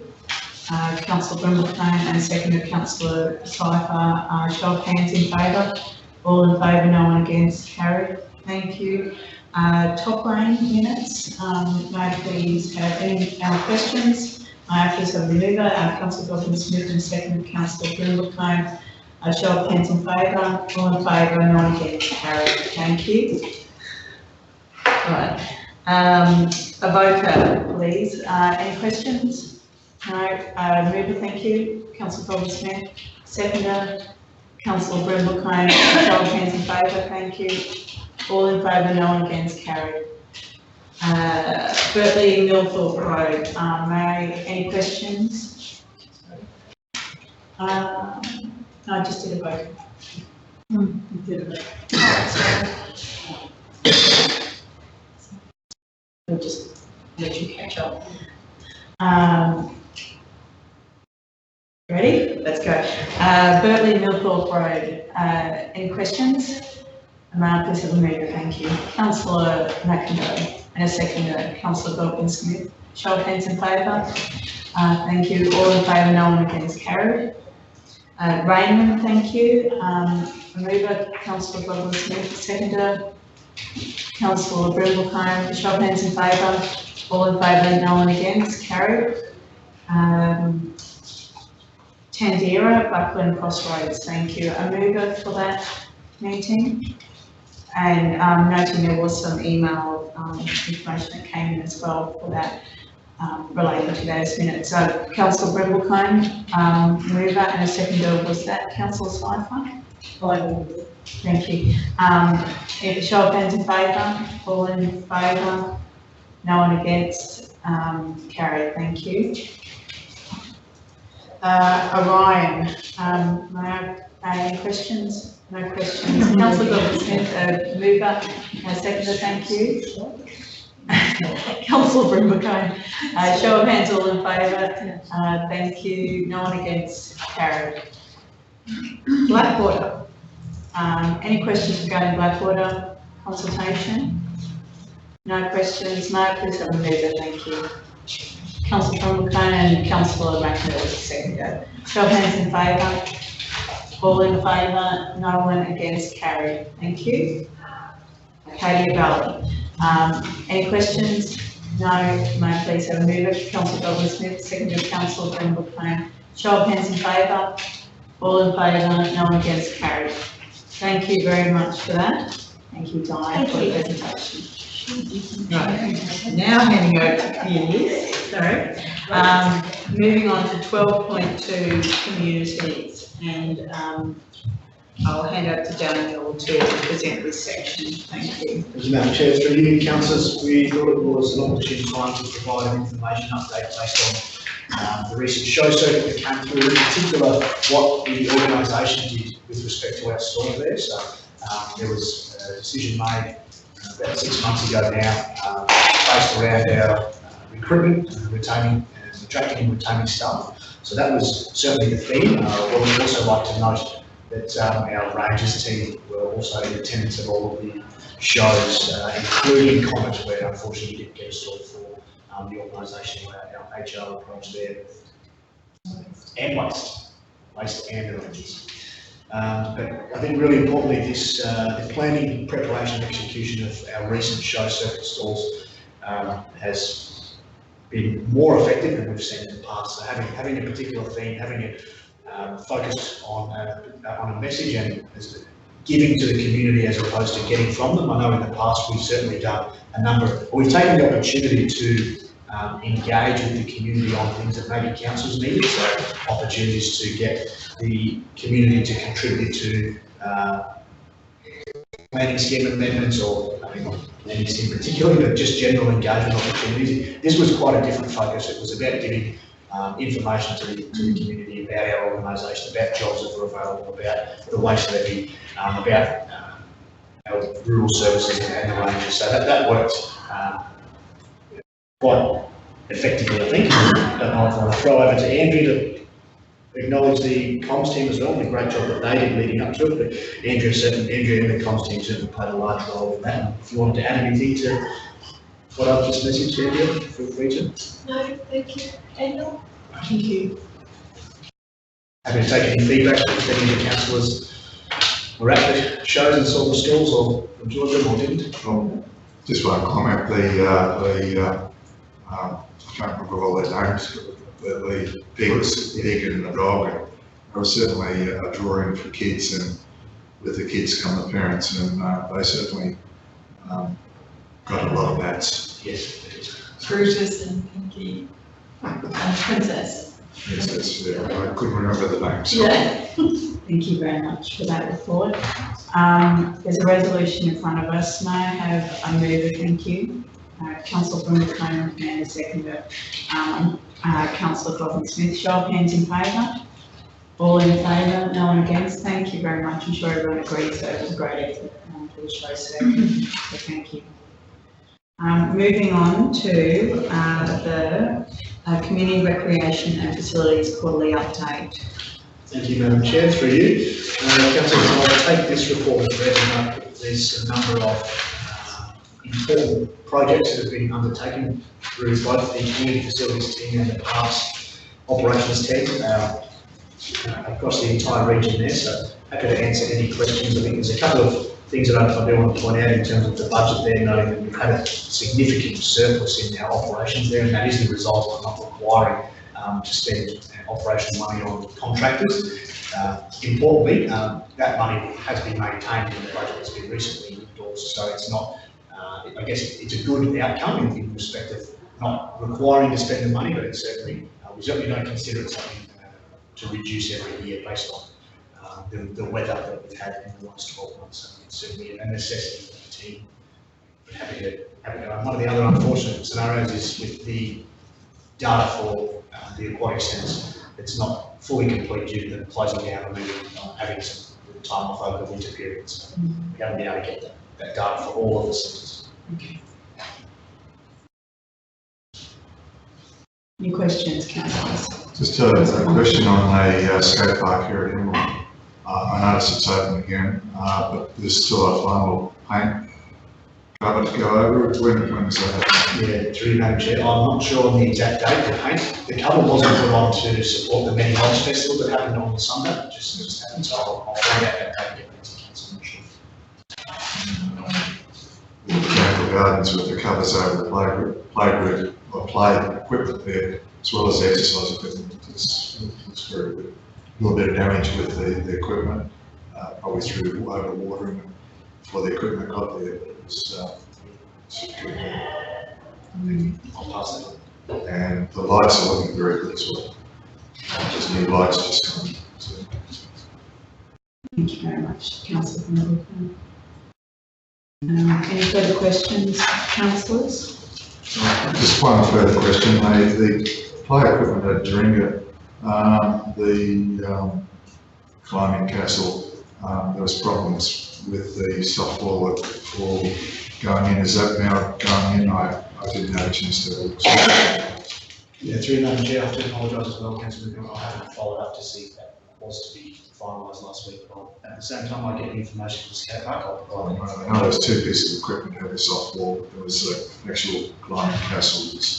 I said my apologies, I didn't check to see what was gone ahead or not.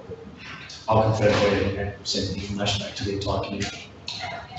Through the chair, further to that, been asked about apparently we've taken some equipment out, and will it be made available to non-for-profit organisations or anything like that, anything that is reusable? Through Madam Chair, do you have any more information? No, I've just got to ask what's happening with the old play equipment. Oh. It's come out of the Probably lines. Lions Park, I think. My understanding is that, well, I guess let's get to reuse, but my understanding is there's one piece that council is actually going to reuse, like repurpose and reuse. Yeah, through Madam Chair, I'm not sure of the detail again, I'll find out for you, but I know generally we won't take on any equipment that hasn't been ours. We will repurpose it if it meets the standard, but I'm certain we haven't offered anything to community groups for any of our equipment, but I'll follow up to see if there is any intentions to do it. Thank you.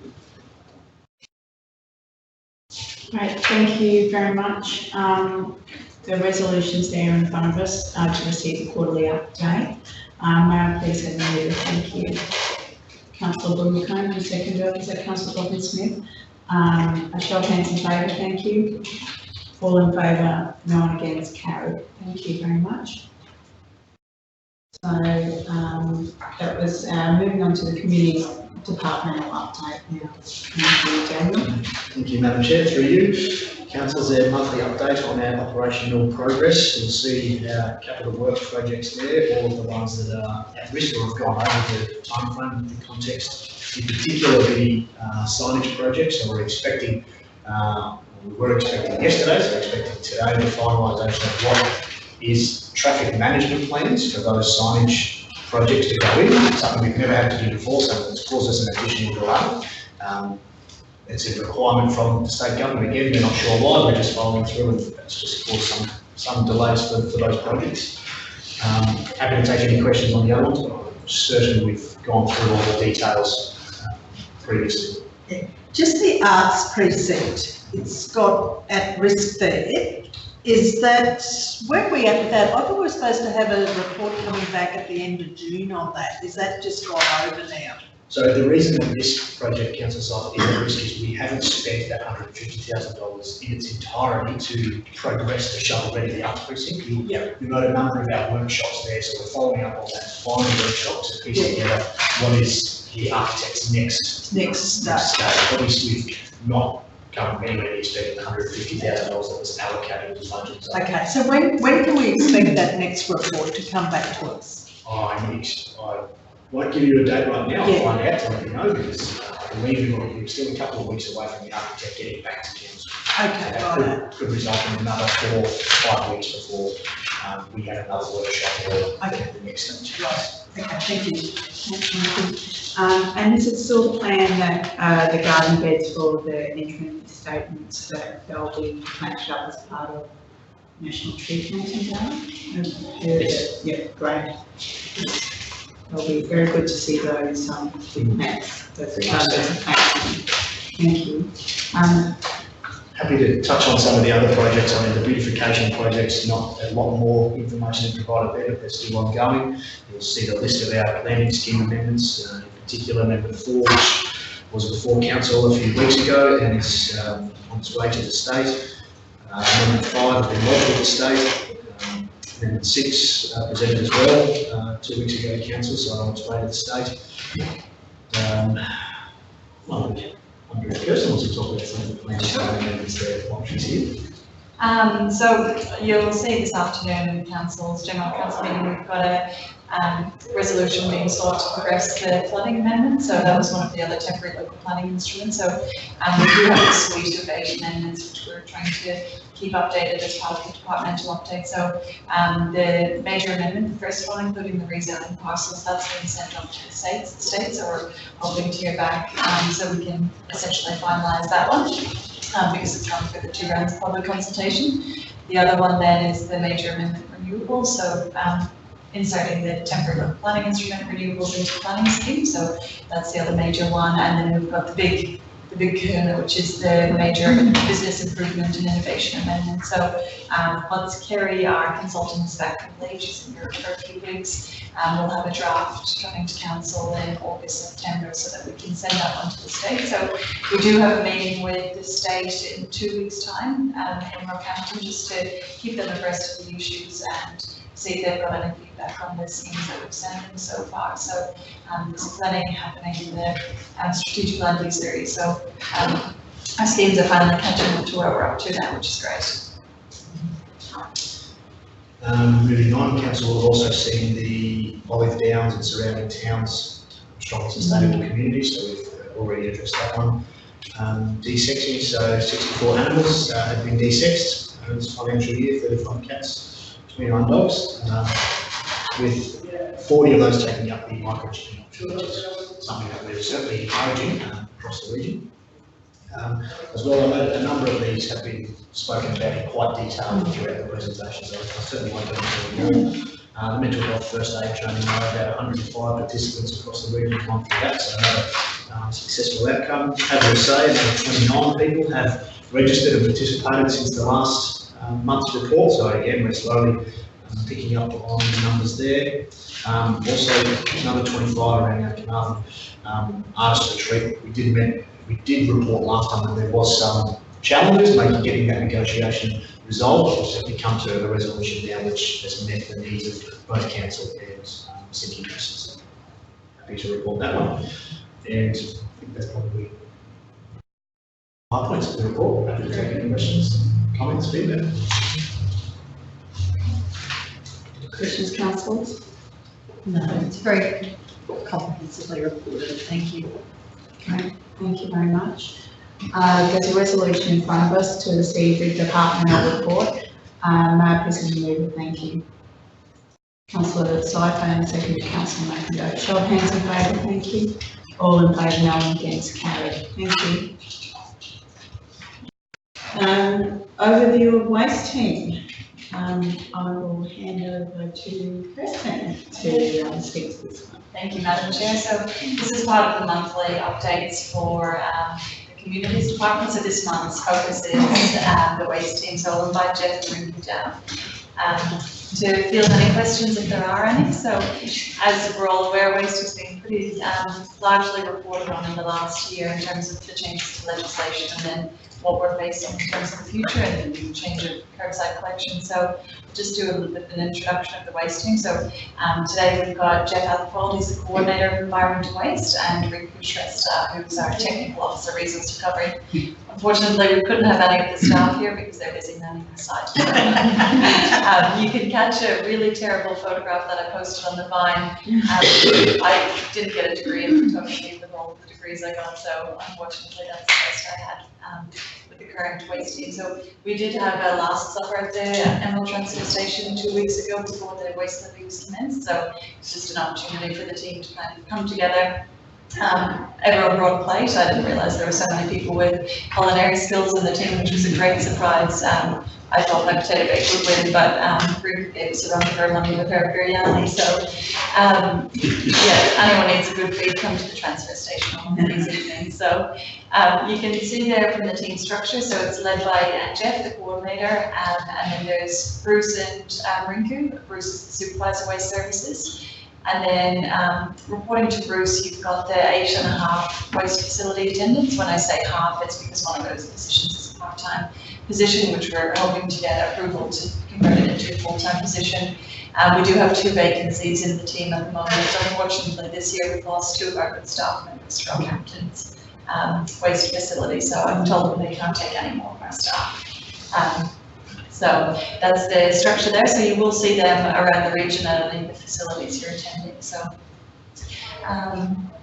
the next one, we've done a bit of a revamp. Thank you very much to the comms team. So comms is getting a lot of praise today in terms of the work that they've been doing. So you might recall we had pretty outdated information online, not because of the comms team, just because there's no creative flair for us to kind of jazz up our shoots previously. So all of our pages now have a theme with rubbish and the trucks on there, and so you've got this landing page which essentially gives you all of the operating hours for each of the 18 facilities less the bin stations. So it might be a bit difficult to read on the screen there, but I can assure you it's much easier if you download the attachment. So we did provide this to all of our transaction centres and libraries so that they were aware of the times and they could promote them that way. Separate to this, we have the individual facilities operating hours. So previously we had individual maps for collection days, but now because all of our facilities have separate operational hours, to make it clear for people, we've got these one-page downloadable sheets which have also been shared with the transaction centre, so that articulates the days the facilities are open and between what hours, and then the exclusions of when they're closed. It does get a little bit, it makes it much easier for those facilities that are open on the alternative weeks, based on community feedback. So there's different colours for the different days based on when they're operating on different hours. Just a quick summary for 2019-20, we've got 28 capital projects totaling 2.7 million to be delivered across the waste program. So this varies from landfill closure, so the Dingle landfill closure, office renovation at the Emerald Transfer Station to, because we've fulfilled the vacancies within the last year, we're actually running out of space there and hoping to relocate our environmental health officers so they can be co-located with the waste team there. We've got some other changes, so transfer station Hush and Boongate. In Monckleys, we're investigating the prospect of a trailer, a hook tipper truck combo, so that we can minimise the cost that we use on consultants to clean up sites, so that our staff can essentially go around to each of the sites with that. There's the progression of the regional waste facility, which is the contract that we've awarded to SLR for the previous financial year to undertake the investigations into the regional waste facility, and whether that's the super dump, as we previously called it. We like to call it a super resource recovery centre now. So that's about site identification. So we should have a report back to council by September in relation to that. I'll talk about those timelines in the next few slides. And then there's a continuation of a couple of the projects that didn't quite get delivered by June 30, which I reported to council on in the last meeting round. So they're just in the last few slides there. The challenges in waste, so we've got 18 waste facilities currently, one's privately operated by Proterra, which is the Blackwater landfill site, and then 7 bin stations. So as we're aware, the other 10 transfer stations and landfills need to be manned across the 7-day opening period with the 8.5 staff that we have and the 2 fleet vehicles to get around the 10 sites. So the staff are carpooling, and by all accounts, we can ask Jeff questions or to give an update at the end, but things seem to be going pretty well with the staff going around to those sites. In line with the waste reduction and recycling plan, which there's an image up there in the top right corner, by 2026 we will see the closure of a number of other facilities. So those bullet points there show the 3 facilities closing by 30th of June 2020, commenting on friendlies. And then in the transition plan by 2022 it identifies Bluff, Kindy and Anarchy.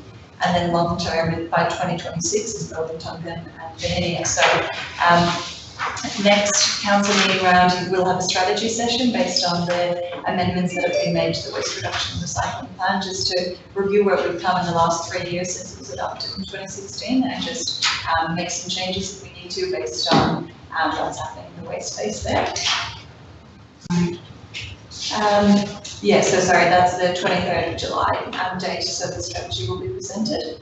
In terms of the specialised waste review, which I touched on just briefly before, so there are 6 tasks in that. The first one is introduction with the consultants, but the key dates that we're working towards there is task 2, so it's a report to council on the investigation of the feasibility and probable location of a future centralised regional landfill and recovery centre. So that'll be going, it's expected to be going on the 9th of October.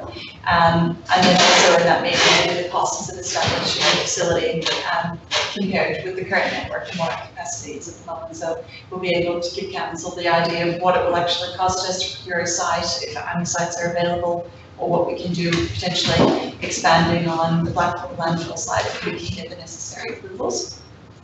22nd of October there is task 5, so don't mind the ordering of those tasks. We had to do a bit of a reshuffle based on when the consultants were engaged. So that's just a review of the closure and rehab plans for council's facilities. So just something that we've got to be compliant with the State Department in. So being on the front foot of our closures as well too, to make sure that for the 2021 budget, we've got the costs in place for the closures of those sites. Because it will be a staggered process over the years. By November 11, 2019, we'll have the comprehensive waste strategy for CHRC. So we will be merging the waste reduction and recycling plan, which we have, and taking on board the Queensland waste strategy. So we'll essentially have one strategy that overarches the whole waste department and integrates the waste reduction and recycling plan. So there are key changes with plans that the state is still releasing, so that's why we're kind of pushing it to the end of the year. So we thought we'll update the waste reduction and recycling plan now, so the waste reduction work is done. And then the 30th of November is just a review of council's current environmental authority in relation to waste conditions. So that was simply just seeing what we could do at some sites in terms of expanding oil collection and just making sure our landfills have been converted to transfer stations where they are no longer operational as landfills, and we don't ever want to use them as a landfill again. So that's just making sure we're compliant there. So we should most definitely be in at the department's good books by Christmas. So we might get a Christmas card, who knows? Oh, any card maybe. Yeah. So where to from here? So with the introduction of the waste levy on the 1st of July, we've got monthly reporting obligations of the levy to the state. So each month, once the trucks go over the weighbridge and we get the tonnages there, we've got to keep a record of that and then provide that reporting to the state government. And then we have to pay the state government from the prepayment they've already given us. So start paying them back on the domestic waste that goes over the weighbridge. So that includes the quids reporting. So October is a pretty significant month for us because that reporting then sets us up for the prepayment that we'll get for 2020-21 financial year. So you might recall we got the whole year's prepayment up front for the first year of the levy. Moving forward for the second, third and fourth years that they'll increase prepayment, we report to them in the October, they give us we give them the dollar figure essentially of what it's cost us. And then they give us a quarterly payments at the start of each quarter. It's just a change in what they were doing. Council shouldn't be out of pocket, subject to our waste obviously being the same, if not lower than what was the year before. And then, yeah, this month and next month is the finalisation of the levy ready projects. In terms of the curbside collection contract, so we have the first mobilisation meeting with Cleanaway on the 7th of June, and the second one is on Thursday next week with Isaac, Cleanaway and Central Highlands. And then end of July, Cleanaway have to advise us of any changes that they might see to the curbside collection dates. At the moment, it might just be that Anarchy is no longer collected on Saturday and it's moves to a weekend day. So that's just the cost effectiveness there. But we'll have confirmation of that so we can properly consult with the community and let them know. Question about that being, forget the question, because I was just going to say, there's private contracts, but they have for some changes. Yeah. Which obviously is nothing to do with us. Yeah, and so they may continue, they may choose to do another contract with someone else. August to October, so this will be when we start promoting the changes to promote Cleanaway taking the contract moving forward for the next 7, potentially 10 years. And also promoting the Cleanaway app. So I've still got in the last meeting that we had with them on Thursday, they weren't quite sure what sort of pilot they'd be running with CHRC because they're looking at trialing some new things on the app. So we put our hand up and said we definitely wanted to be part of any sort of trial. So that includes like waste separation messages and things like that, or key messages like I've got to get rid of my domestic oil, where do I go? Can I go to Capella or can I go to Springshire, sort of thing. So that we can help our community understand waste disposal better. And then in September 2019, this will be the money shot for our councillors and mayor. It's the photo opportunity with council and the new truck. So our comms team are helping us at the moment with the design of the truck. So it won't look like that with the Cleanaway logo. It'll be up to us what colour scheme we want. So we've got full creative input on what the side of the trucks looks like. So once those trucks are delivered, we'll have to choose a really nice spot in town, line them up and have the money shot. And then just touching on the benefits of the new waste contract, so it's a 313 grand saving per annum on the Euro 6 option as opposed to the current contract that we have with JJ's. Over the term of the contract, that means 2.23 million. The safety features of the truck, which I touched on in the Blackwater meeting that we have, it increases our awareness of what's happening where the truck is, and also they'll be able to report to us on maintenance issues throughout the region, if there's potholes or abandoned vehicles, things like that. And then, yeah, the money that we saved moving to Cleanaway based on the departures from the previous contract. So plenty of savings for council, which is good when just adopted the new budget. So happy to take any questions if anyone has anything they wanted to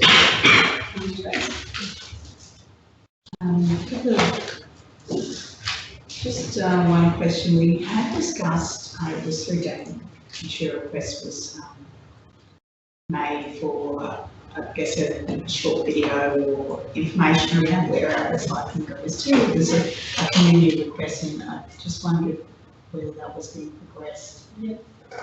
Through Madam Chair, we got the final draft in just this morning, and we do have to make some slight changes just with some wording. So it's Mr. Carl and Miss Lee. So it's a series of videos promoting waste recycling and the waste levy message. So they can be promoted, it's targeted to be a little bit of a funny sort of look on waste so that people understand what happens when the rubbish goes in the yellow top bin, it goes to Rocky, what happens with the red top bin, and then why about the waste levy, so people have a bit of an understanding about that. So it was initially one video, but it was too long, so it's now a series of 3 videos, and the third one is just a short one about illegal dumping and what happens with illegal dumping and what we need to do as a community. So hopefully we'll see those changes by the end of this week. Okay, because there's a lot of questions out there, particularly about what happens to your recycling, and are you aware that people are going to illegally dump stuff now? Well, yeah, we are, but yes.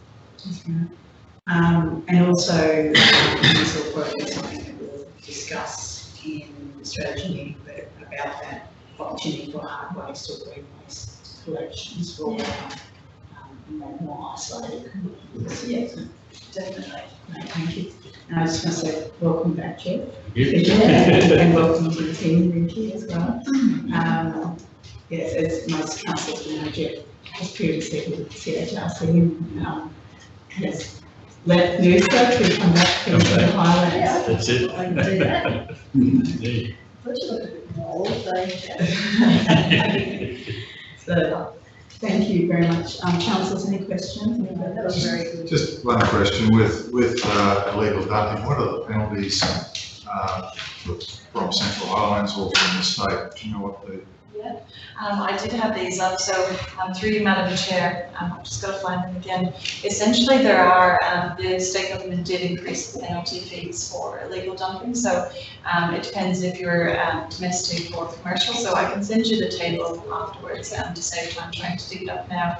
But the big one is the waste levy avoidance, so for instance, if someone disposes their materials on the side of the highway or at another facility and they're caught, we report them to the state government, or the community can report them to the state government, and they take necessary enforcement. So essentially, by avoiding the waste levy, you could be charged twice the waste levy plus the infringement fee on top of that. So we have had a few issues at some of our facilities of people refusing the directions of the attendant on site and not obeying with the conditions of entry. So with those ones, we've got no other option but to report them to the state for avoiding the waste levy. So we've done one of them already on Friday last week. It is going to create, there probably will be complaints received by the community to council in terms of how council's dealing with it, but I mean, we can give them the reasonable direction. They're not complying with the conditions of entry and they're avoiding that waste levy. We have an obligation to the state to report them. So with the incident that we did, I gave the customer a courtesy call just to let them know their obligations under the waste levy and just where to from here, that we had to report them to the state government. So and then that's completely up to the state how they deal with it and investigate it. So that goes essentially out of council's hands then. Just if someone is illegal dumping, what evidence do you need to pass that information on? Yeah, so photographic evidence is the best. So if you can get license plate, the person who's doing the dumping, and then date and time. So most phones now have date and time stamp on their photos, which makes it really good. And then the location of it as well too. So the state have their contact for that. So if it's on a state control road, obviously we prefer it goes to the state government, so then the council doesn't have to be a middleman in terms of following up on it. So. Right. Thank you very much. Any further questions? Thank you for the presentation and today.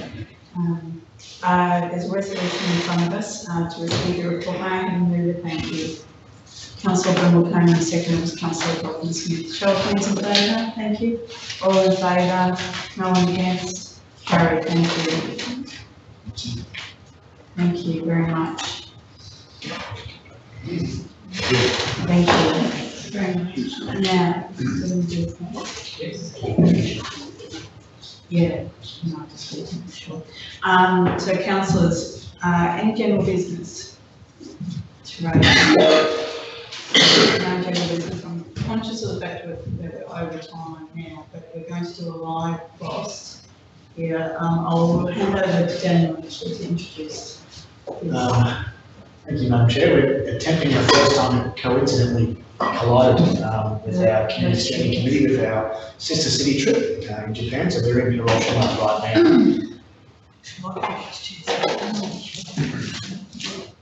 Yeah, no, she did. No chopsticks there.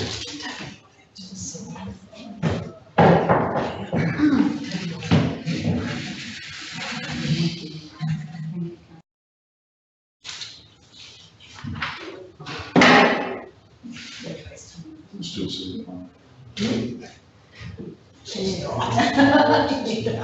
You can. I'll show you. Yeah, What staff can do this? We have William Busy, who is our EA normally, and Courtney Wheeler, who is health and wellness advisor. Okay.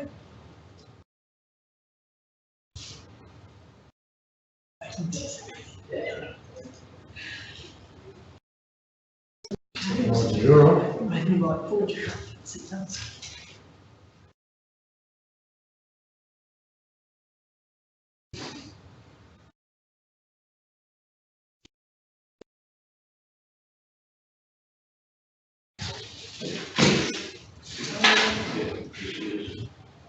Well, I'm going to hang up because you can't have on the big screen.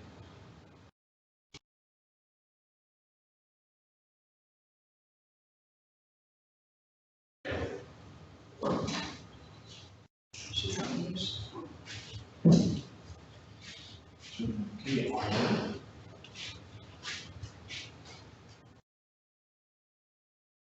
You have to press the camera.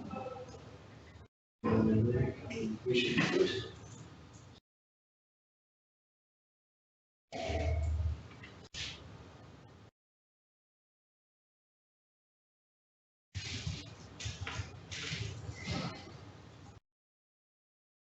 There we are. Not going to shoot. Oh,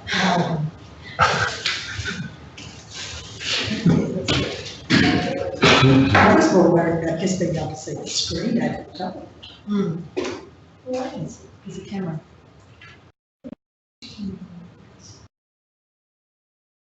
On there or? Yeah. Yes, it is, but. Frozen. Everyone walks past and sees it's not sitting here. I think they've gone to lunch. That's probably what they're saying.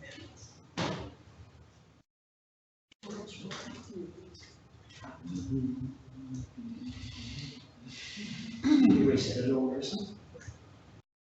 Yeah.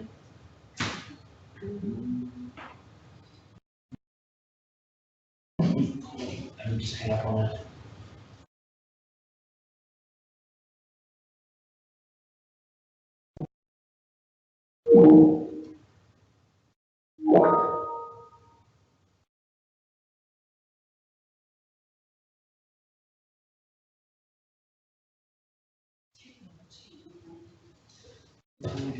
Konnichiwa. Don't think it happens there. Yeah. I'll put it in. Just make that to the screen.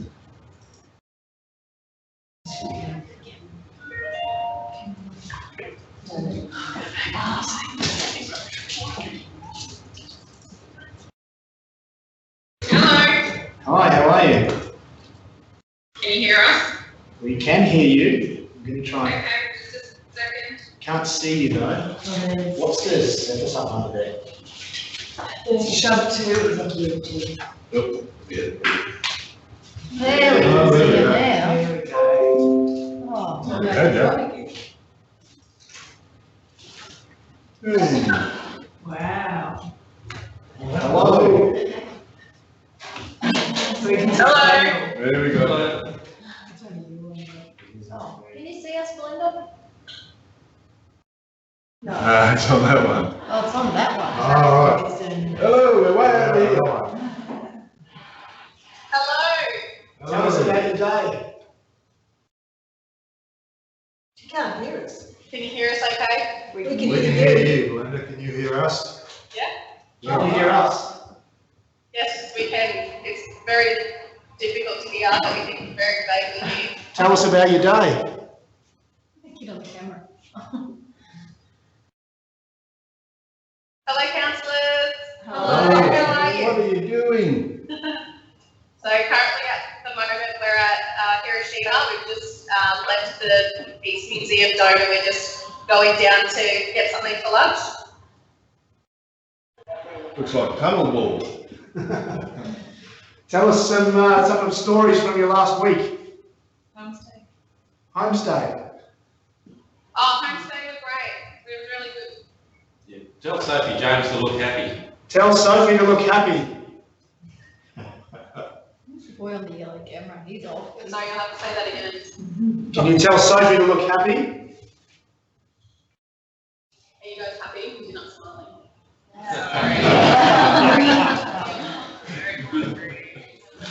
I think we've worn them out. Where's your comrade, Courtney? Looks like she's locked up. Courtney's here. Nice backpack. We haven't lost her yet. What's the plan tonight? Not too sure yet. We'll head back on the train after this, back to Osaka. We're staying at Universal City at the moment. And then we're heading to Universal Studios tomorrow for the day, which we're all very excited for. But tonight we'll probably try and find a karaoke bar maybe for dinner. Sounds appropriate.